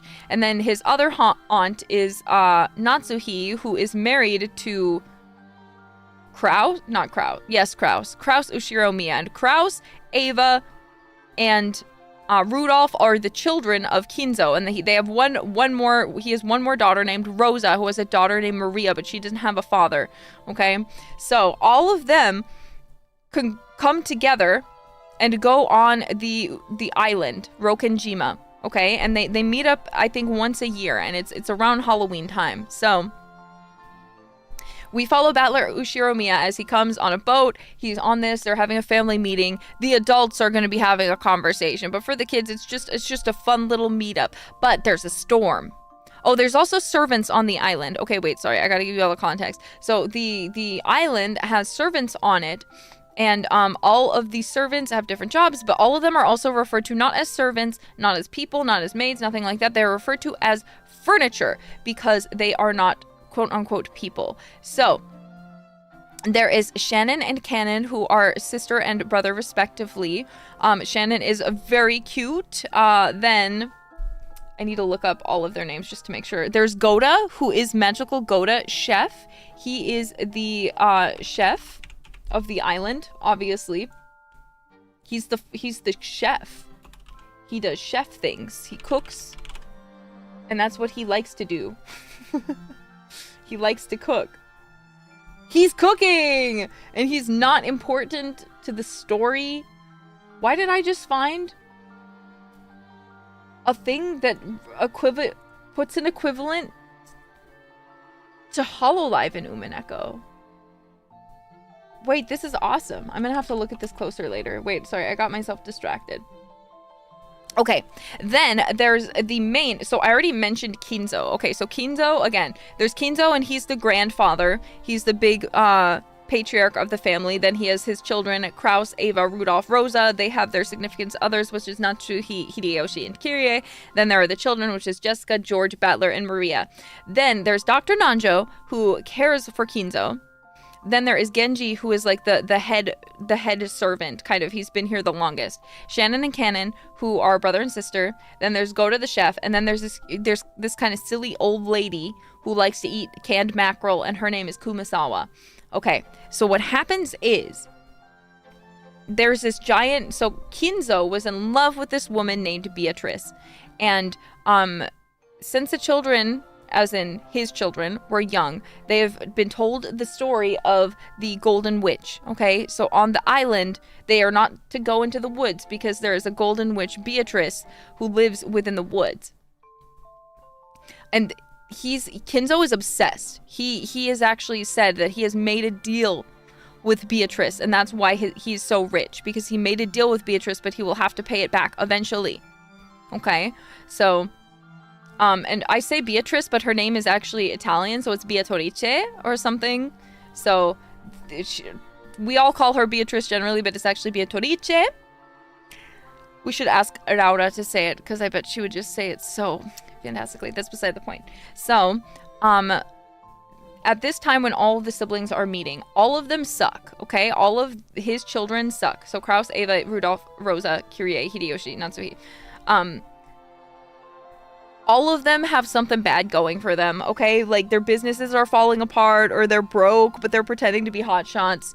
And all of them are trying to figure out, Kinzo's getting kind of old. He's getting kind of scrunkly. They're like, okay, who deserves to take Dad's money? Dad's wealth. And this all accumulates into all of them dying. Everyone becomes murdered, okay? Everyone dies. And so the question is, who killed everyone? And again, we actually followed the story through Battler, who is the son of Rudolph and Kirie. So we all have to find out through Battler who committed this crime. But it gets magical. Spoilers, guys, this all happens in like... you don't understand. They keep coming back to life and dying again and again. It's like... It's magical. It's magical. Okay? It's magical. So you have to find out. So here's where it gets crazy. Here's where it gets crazy. So remember, there's the witch. There's the witch, right? There's a golden witch, Beatrice. Now, after she kills everyone, Battler's like, well, witches aren't real. So you're just making shit up. And she's like, are you joking? I just killed everyone. And he's like, yeah, but witches aren't real. So clearly you're a liar. And then the real show starts here. The real show starts from here. They enter into a chess game. They enter into a chess game where they have to figure out what actually happened. And that's where the show... where everything starts. That's where everything actually starts. That is just like, that is like the intro. I'm sorry, you can't consider that a spoiler because it's the intro. We hadn't started. Don't get me wrong. It takes long to get to that point. But like, it's crazy. Send a link. I don't want to look for a VN novel. You can watch the anime, but it's also just on Steam. That's just the intro? Yeah, that's the intro. How long is the visual novel? Longer than the Bible. It's longer than the Bible. So that was just the intro, okay? That is the intro. That is the introduction. I know you don't believe me. You're like, but that just sounds like you just gave me like 12 episodes of anime. That's the intro. That is your introduction to the show. Because after that is when the actual game, quote-unquote, show begins. Have you finished it? I can't tell you. Because I don't really think you can ever finish Umineko. I'm gonna be honest. Yeah, Umineko has close to 1 million words. Yeah. Is there an English dub? No. So here's a really sad thing. So the visual novels were actually going to get dubbed, and it was going to be a project called Umineko Gold. I don't know whatever happened to it. It just kind of like, they were going to do a Kickstarter. They were announcing the cast, and all of the cast that was announced. Wait, let me look it up. All of the cast that was announced was just phenomenal. Okay, Umineko Gold. Where is it? No, not Fantasia. Just Umineko Gold, period. Where is it? Okay, so it's, if you go on the 7th expansion wiki, if you look at Umineko Gold, you will find is a North American Kickstarter project for an enhanced English version of the Steam release of the Umineko Question Arcs and Chiru. A collaboration with the 7th expansion, the Windhunt and Manga Gamer, and Sound Cadence. This version is set to include full English voice acting, updated graphics from the PlayStation 3 remake, and new content directly from Yukishi 07. In addition, the game will come with a fully voiced audiobook called Voices of Rokenjima and will be released for free on iTunes. The project is presumed cancelled as of 2026.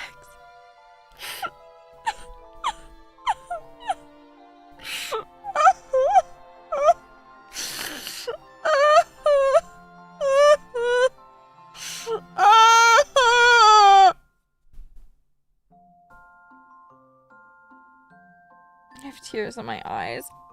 You guys have no idea how bad I need this. Catbox Creative, I need you to come back, and I need you to make this happen with everything in my heart. I would do anything for this. But it was so awesome. They released like an English version of the Umineko anime opening done by Amelie. You guys know Amelie, our queen.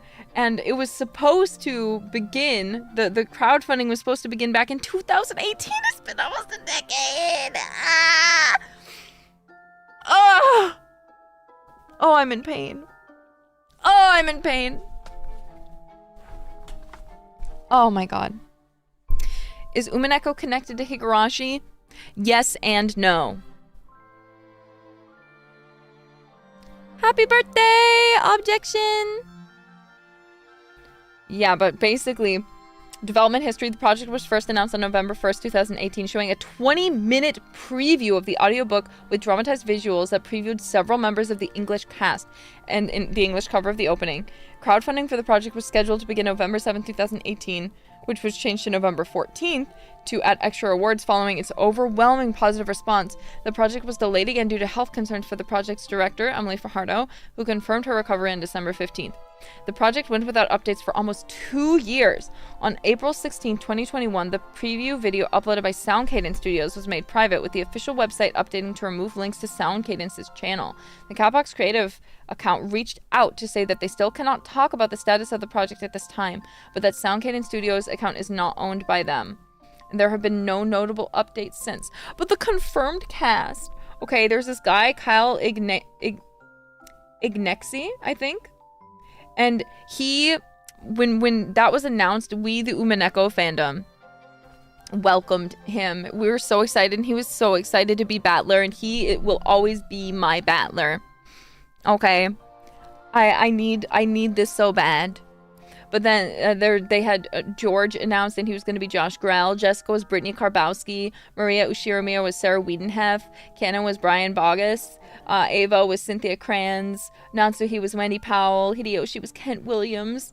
Nanjo was Francis Henry. Genji was Bill Jenkins. And Chio was Linda Young. We never got to know who Beatrice was. And I remember they were teasing us because they were like, we can't wait for you to meet our Beatrice. Well, she's been recording this stuff. She literally threw up in the studio because the session got that intense. You don't understand. She's putting her whole ass into this.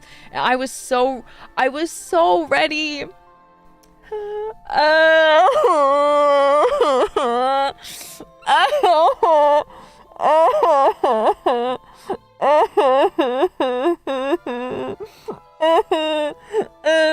Someone revive this project. Bring it back. Bring it back. I'm like killing myself. Oh my god. Every day, every time I think about this project, I like pray for an update. You have no idea. I need this so bad. Like, but like literally the very, very last thing they've ever posted was in 2021. They posted an update. But now like the website they had linked, umineko.usa, is down.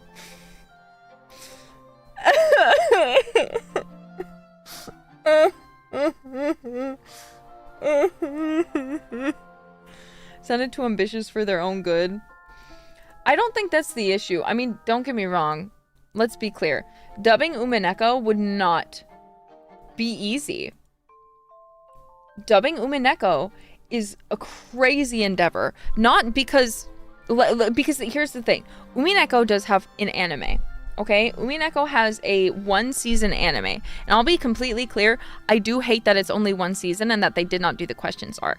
There were a ton of people who were like, oh, I hate the Umineko anime. It's so bad. It sucks. I don't care what you think. I don't care what you think. It was good. It was a good anime. Okay? Was it the best? No. But it was a good anime.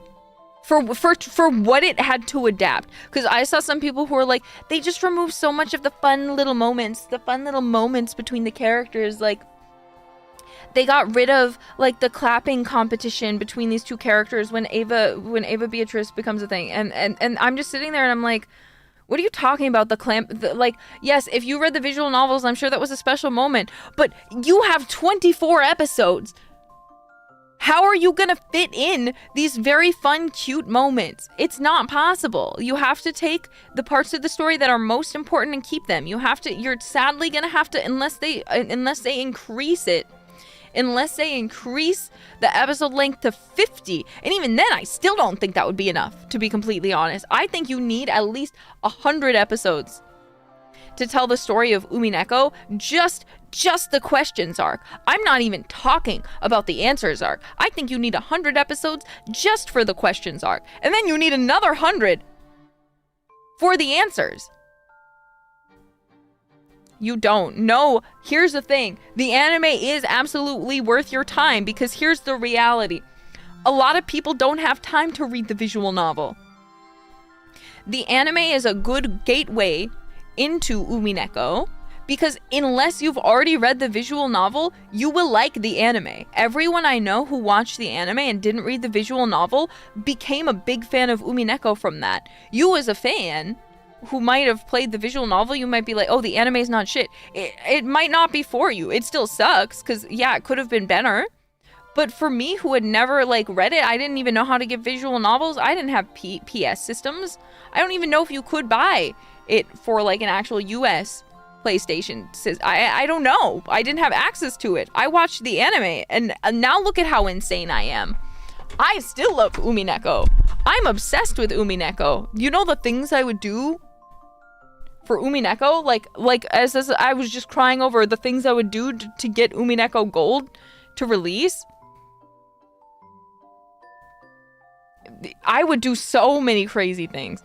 Like, again, if we compare it to the visual novel, is it comparable? No. But for being a gateway, for being an introduction to get people in it who just don't read visual novels, because they might get into it from the anime and be like, I really like that, but I want more. They're gonna read the manga.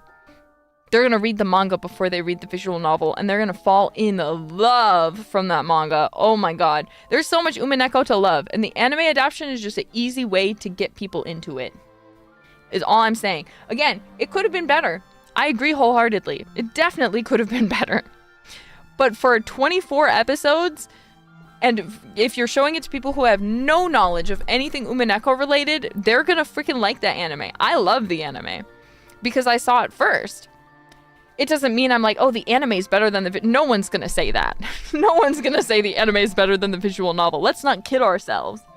Because that's just that's the funniest like cope I've never heard anyone say that, because it's just not true. But the anime is a good gateway, so you should watch the anime.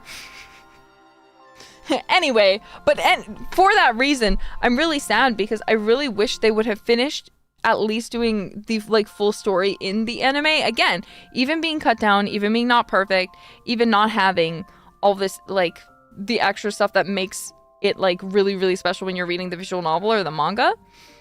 Because at the end of the day, it's a gateway. But honestly, I feel like maybe that's the reason they cut it off at the questions arc. Because they're like, hey, we can only do so much. We only got approved for 1 season. But now you'll be curious, so now you'll have to read the manga or play the visual novel. Umineko is when they cry, so it's Umineko no naku koro ni. So as you know, there's Higurashi no naku koro ni, and then there's, I always say Ciconia, but I think it's Kikonia no naku koro ni. So it's one of them. Yeah, for better or for worse, it was a commercial, and that ain't bad. It was, and we got some really awesome scenes from it. The opening song for the anime, like, don't get me wrong, I really like some of the game. Yes, it's Higurashi related. Exactly. Am I getting you? Am I getting you? Am I getting you? It's Higurashi related. Jingle jangle. I want you to look up right now. If you're a Higurashi fan, I want you to look up Umineko Burn Castel. And I want you to then look up Umineko Lambda Delta, okay? I want you to look up those 2 characters, and I want you to tell me who they look like. And then I want you to read all of Umineko so you can find out, okay? Jingle jangle, jingle jangle. You like Higurashi? Look up Burn Castel and Lambda Delta. Jingle jangle.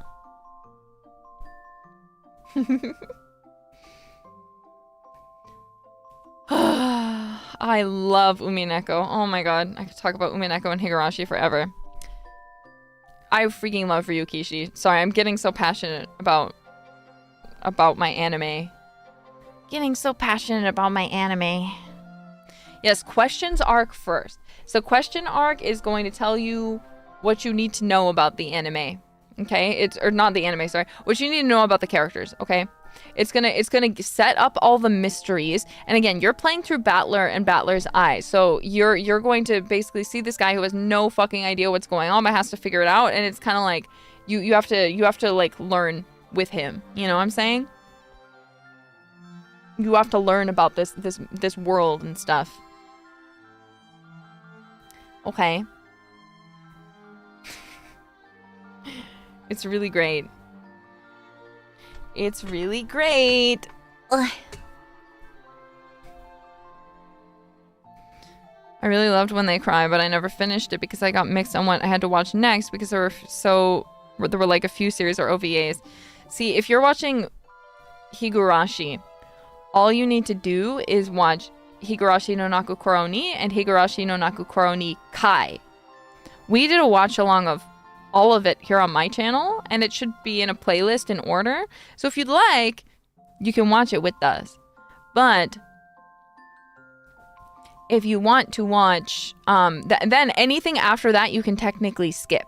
If you want, you can watch Higurashi no Naku Koro ni Rei, which is an OVA. After that, everything else is not canon and does not matter. So there's like Go and Sotsu. You don't need to watch those. I'm gonna be honest. I'm going to be honest, you don't need to watch those. But it's really just those 2 series that matter. And the other 3 or the other ones you don't have to watch. Unless you want to, but after that you'll already have known everything that you need to know. Okay? And then for Umineko, there's only 1 season of the anime to begin with, so you can't mess up the order. But I really need them to go back to it. Honestly, I'd be really happy if they just completely did... I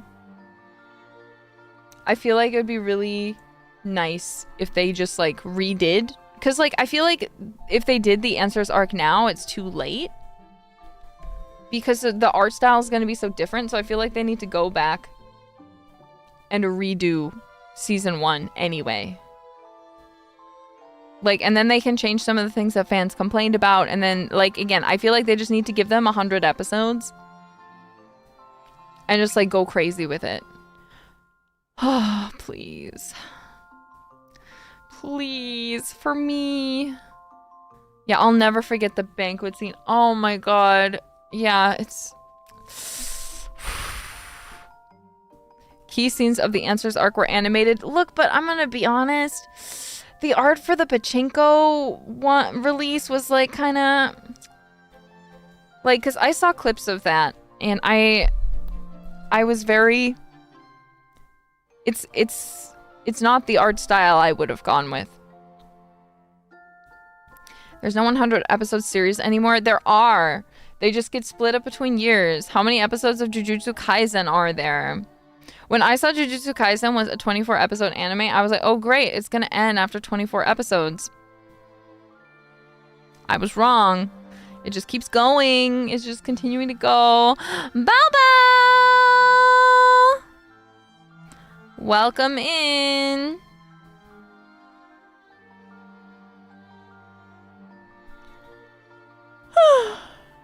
We're talking about Umineko and Higurashi.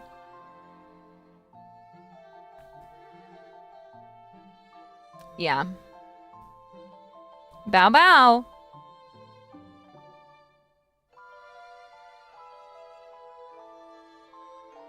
Yeah. I don't know if I actually have anything else to talk about. You just missed a very, very impassioned rant, quote unquote, about Umineko and how we all should watch it and play the visual novel.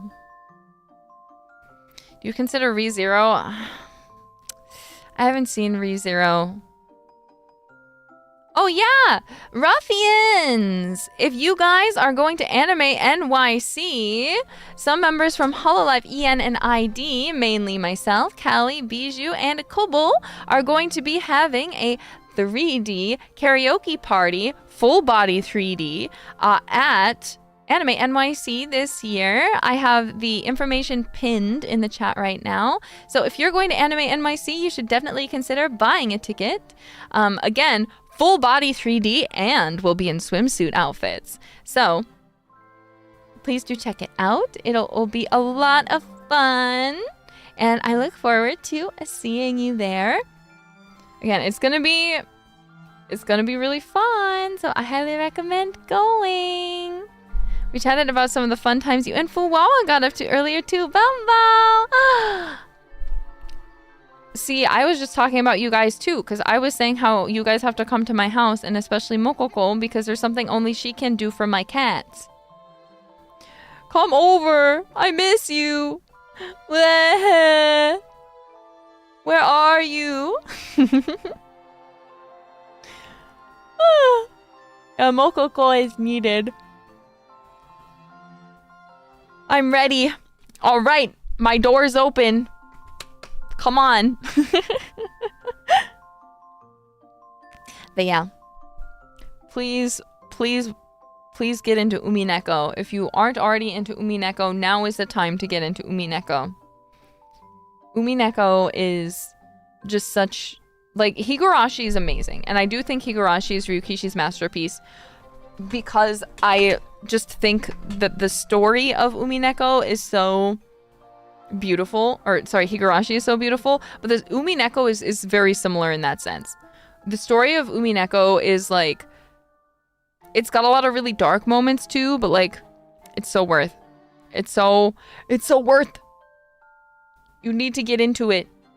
Again, if you're like, oh, I don't have time for visual novels, I've never played a visual novel before, I don't want to, watch the anime. And then if you like the anime and you're like, okay, wait, I'm interested in this, but I still don't want to read visual novels, then read the manga. You gotta read the manga then. And then once you're still, but you should play the visual novel. Yeah, see, Fuamoko is even saying, so play visual novels. Is it a psychological genre? I would say yes. I would say absolutely. Fuamoko, why don't we do that? Why don't we play Umineko on stream? Because then the three of us can switch between reading. We can like assign each other different characters. And then it'll just be fun. Because it's voice acting. We thought about it long. That's true. That is true. It's so long, but I want to share it with everyone. It's so good. It's so good.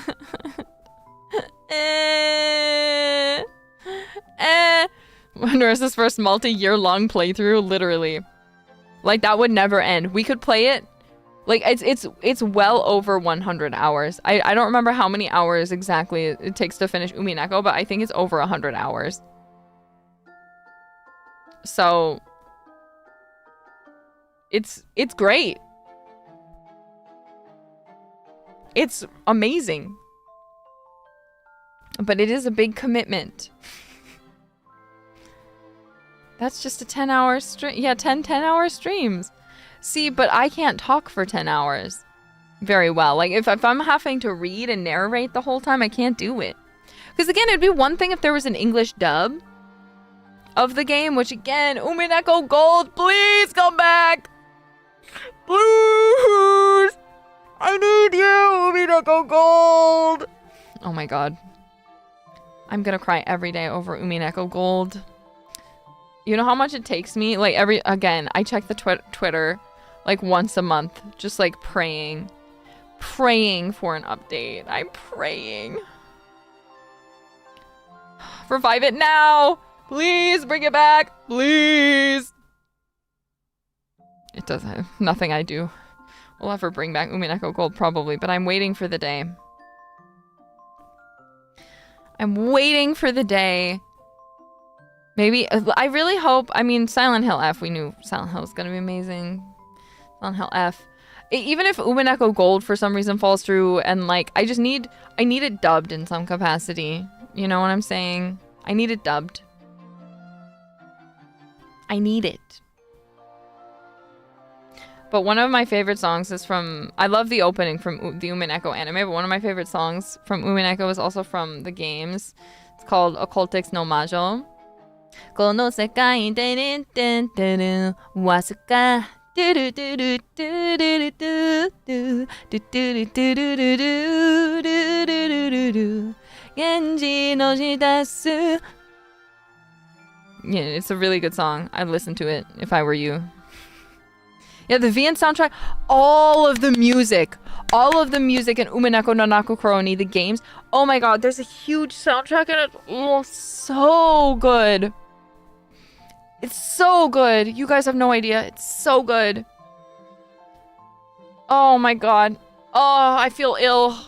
I feel ill every time I think about Umineko. I love Umineko so much. Oh my god. Sorry. Oh my god. It's not healthy. It's not healthy for me to think about Umineko. It's not good for me. I just love it so much. Is Umineko connected to Higurashi? Yes and no. I cannot tell you the answer because the answer is I can't describe it. I can't properly explain it to you.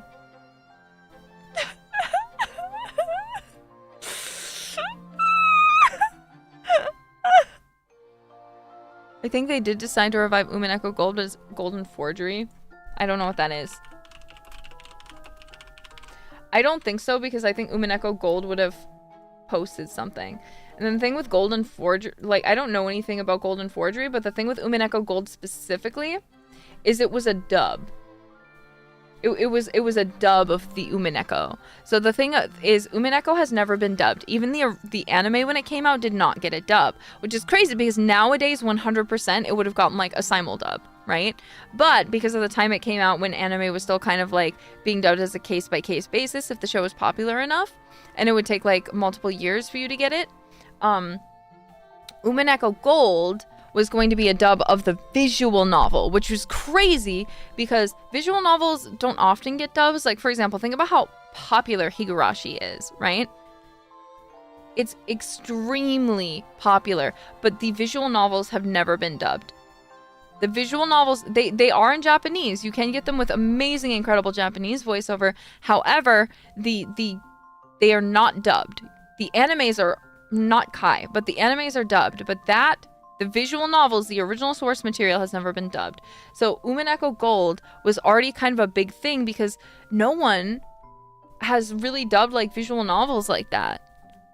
Like usually if they get an anime, the anime will be dubbed, but it is not likely that the actual visual novel source material goes and gets dubbed. That's amazing. It's incredible.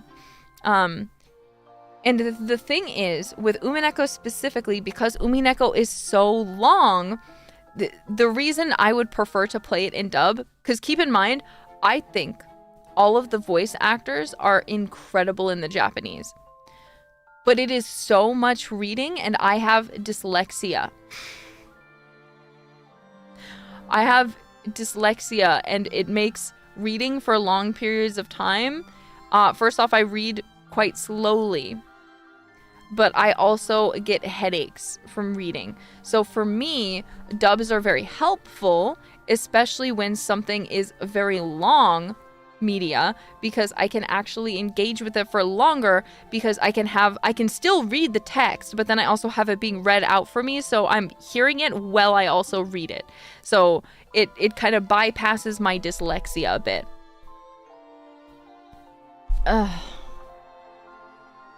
So again, if it was a shorter visual novel, I could do it. I could, but then the other thing is too, I'd really like to be able to play it on stream too. But if I ever, even though it's long, honestly, if there was a dub of Umineko, I would be playing it on stream if I could get perms. I love Umineko, and I think the whole world deserves to know what Umineko is and experience Umineko, but I can't read and voice act over 100 hours of content over the amount of characters, the crazy amount of characters that are in Umineko. So again, I would love to so much, but there would need to be a dub, or I'd need to like amass a team of people to each play like the roles. Everyone would be assigned a role, and we'd have to get together once a week and all play Umineko together for like at least 4 hours, and everyone reads for their character. Like it would have to be one of those, and that's just not happening. That's just not happening. I'm not going to find even 5 people who want to like do Umineko with me. Oh my goodness. No, don't get me wrong. The Japanese cast, I literally I love them so much. I want to hear the Japanese cast. Don't be mistaken. I love the Japanese cast, but I can't read for that long. I will not have a voice. I will be suffering. I will be wanting to die. Okay? You want me to die? But yeah.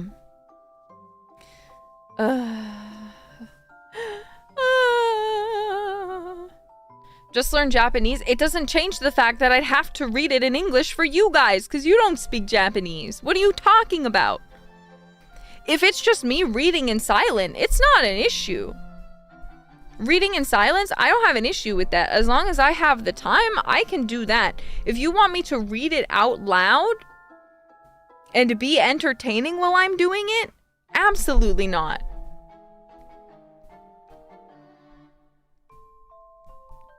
Just play it privately. Yeah, okay, I'll go play a 100-hour game privately. Thanks for giving me permission. I will go play my 100-hour game privately, and you will see me 3 months from now.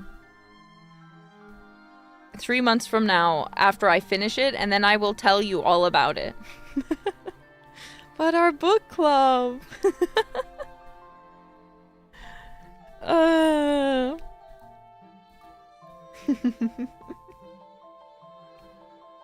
Enjoy your vacation. I don't have time to do that. Did you watch the FF7 Revel? I did watch the trailer. I'm so excited. You have no idea. I was like crying real tears. I was so happy. I was so happy. I'm so excited for that game to come out, because I can't wait to see how it's gonna go. I can't wait to see what they're going to do with it. It's going to be a good time. So, what about Persona 6? I'm very excited for Persona 6 too. Do not even joke, lad, okay? I'm super excited. There's so many good things were announced. Like the fact that we got Ocarina of Time remake confirmed, and then we got Final Fantasy VII Revelation. Like, I'm literally like on cloud 9. Like, just those two things alone. Okay, and then the fact that they're like, there's a Persona 6 ad, Kingdom Hearts 4. Like, what's happening? We're living in like a really great timeline right now where all of these things are like happening. Like, this is awesome. This is awesome. This is incredible, man. I'm excited.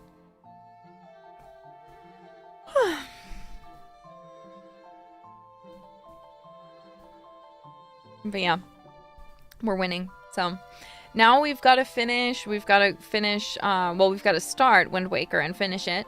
And then hopefully by the time we finish that, I'm hoping we can finish it next month, the month after, sometime in July or August. And then I will be playing Harvest Moon 64 because it was second place. But I feel like that's more of a like on and off kind of like, we'll probably play at least up to 2 years. And then after that, we might just come back and like revisit it now and again. And just like catch up. But yeah, thank you. You guys know, I think I've told you already, that's one of my favorite games. So, like, of all time. So I can't wait to just like have fun playing it and like just geek out about it on stream. Harvest Moon 64, wee! See, I want them to release for a long time I wanted them to release a remake, but like that's exactly the game from the 64 version. But then they released these and I was like so happy. I was like, look, I got what I wanted. So now I don't have to worry about them like redesigning the characters and making them look weird, you know, or like removing some of the like grittier aspects of it. That's what I was most worried about, honestly. I was really nervous that if they remade Harvest Moon 64, that they were going to remove like the things that make it kind of dark and like the like more heavier things that are implied or like that happen. And I was like, no, those are the things that make the world feel so real, despite being like, you know, small, I guess, like a small world. So I'm excited. You have no idea. Yeah, and they'd have to rename it to Story of Seasons. I'm fine with that though. I know why that happened, and it's a crazy story, and I'm fine with that. I do think that's the reason though why anything new that comes out that is named Harvest Moon I will not support. Because it is not actually a Harvest Moon game. The name in the US, we've talked about this before, right? The name in the US, Harvest Moon, has been stolen by the company who created the translations. So there's the Japanese, let me make sure I get everything right, one sec. So in Japan, there is a series called Bokujo Monogatari. Bokujo Monogatari is a farming simulator series that was previously known in the US as Harvest Moon and is now known in the US as Story of Seasons. Anything you see that comes out recently, I want to say, what was the last official Harvest Moon quote-unquote game that was still Bokujo Monogatari? What was the last one? I want to say it was Animal Parade, but I'm sure there was something else on like the 3DS that I don't remember. Because I played mostly the console ones. But Bokujo Monogatari was a farming simulator game. And it was translated by Natsume. So Natsume would do the official translations of the game. And so they came up with a lot of things in the translation that were kind of iconic. So like calling her the Harvest Goddess, calling the series Harvest Moon. And they had in their actual like thing, they had somewhere in the contract that they effectively owned the copyright to a lot of the things that they came up with. So it didn't even matter if something was like necessarily a like direct translation. They would still, they technically owned the copyright to that. So Harvest Moon is not a direct translation of Bokujo Monogatari. What does Bokujo Monogatari mean? Monogatari is like story, but let me deep L it real quick. So the official translation of the game, it says Harvest Moon, but there's no way that's correct. Story of the Farm. Yeah, it basically is farm story. Story of the Farm. So it's basically, yeah, farm story is like, would be like the direct translation, but they made a Harvest Moon. And now it's called Story of Seasons, because story closer to the Japanese and of seasons, because, you know, for farming you rely on the seasons. So anyway, when they split, because basically the company who makes the game is like, you know, we make at this point we have our own internal translation team, so we're just going to handle the translations here. And then Natsume, who didn't really have anything honestly except Harvest Moon, was like, well, no, if you do that, then we're going to take the copyright of all of the things that we made for this, and you can't use them in the States anymore. So Marvelous is like, what? They're like, yeah, so we're gonna own the name Harvest Moon, and actually it's already the case because that's how our contracts were. So you can no longer call her the Harvest Goddess. You can no longer call your series that you've been releasing for decades Harvest Moon. You have to rename it. Yeah, it was crazy. And now Natsume releases games that are very similar to Bokujo Monogatari, that are called Harvest Moon, that have the aesthetic of Harvest Moon, and again use different various aspects from Harvest Moon. Despite the fact that they, you know, yeah, they started capitalizing on the name, producing terrible games. So they basically took the legacy of Harvest Moon, made games that are bad, so they're tarnishing Bokujo Monogatari's, you know, like, image in the States, because people see Harvest Moon and they're like, wow, these games got really bad. No, it's just literally not made by the same people at all. They just stole, they just took it. And again, it's contracts, but back in the day, I mean, there's a lot of stuff like that I won't name specifically, but like there's anime that happened to too, where they're like, oh, well, actually we own the copyright in the United States, so you can't release anything like this in the States, or like anything related to this in the States, because in the States, we actually own all the copyright and we control it. So you're basically stuck with us owning your characters, you know? Again, without saying any names specifically to what things I might be talking about. But, yeah. It's crazy that contracts used to be like that, and the fact that this one, in regards to Harvest Moon, was actually more recent. Like, the contract was old, obviously, but like the fact that something like that happened recently, I just think is semi-recently, is just terrible, honestly.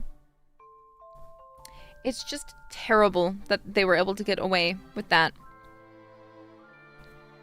And that, yeah, it's just gotta be careful.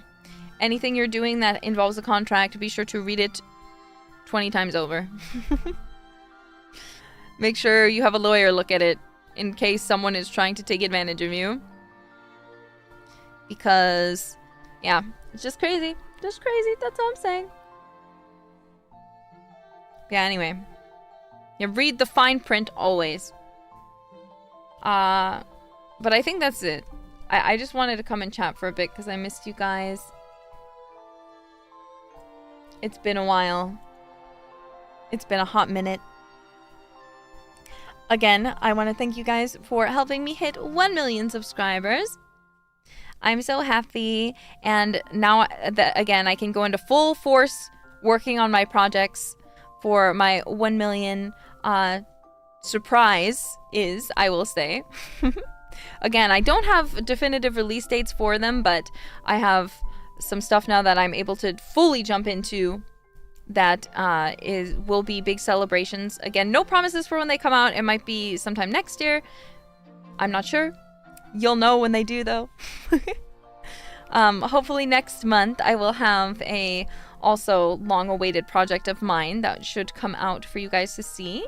But I'm really looking forward to continuing to be your DEO, your Nerissa Ravencroft, your idol, your VTuber. You know, I'm looking forward to all of the things that we shall continue to, all of the journeys we shall continue to go on together, perhaps. So, thank you all for joining me today. I hope you had fun on this little chatting stream. I'm feeling so sleepy and exhausted still, so I'm probably gonna go lay down even though I shouldn't. But thank you guys again for being there. You have no idea how much each and every one of you mean to me, and I hope you all have an amazing night. Don't stay up too late. Definitely go to bed. I know I started this stream later than my usual time, so go sleep, and I will see you all next time. So, bye, darlings!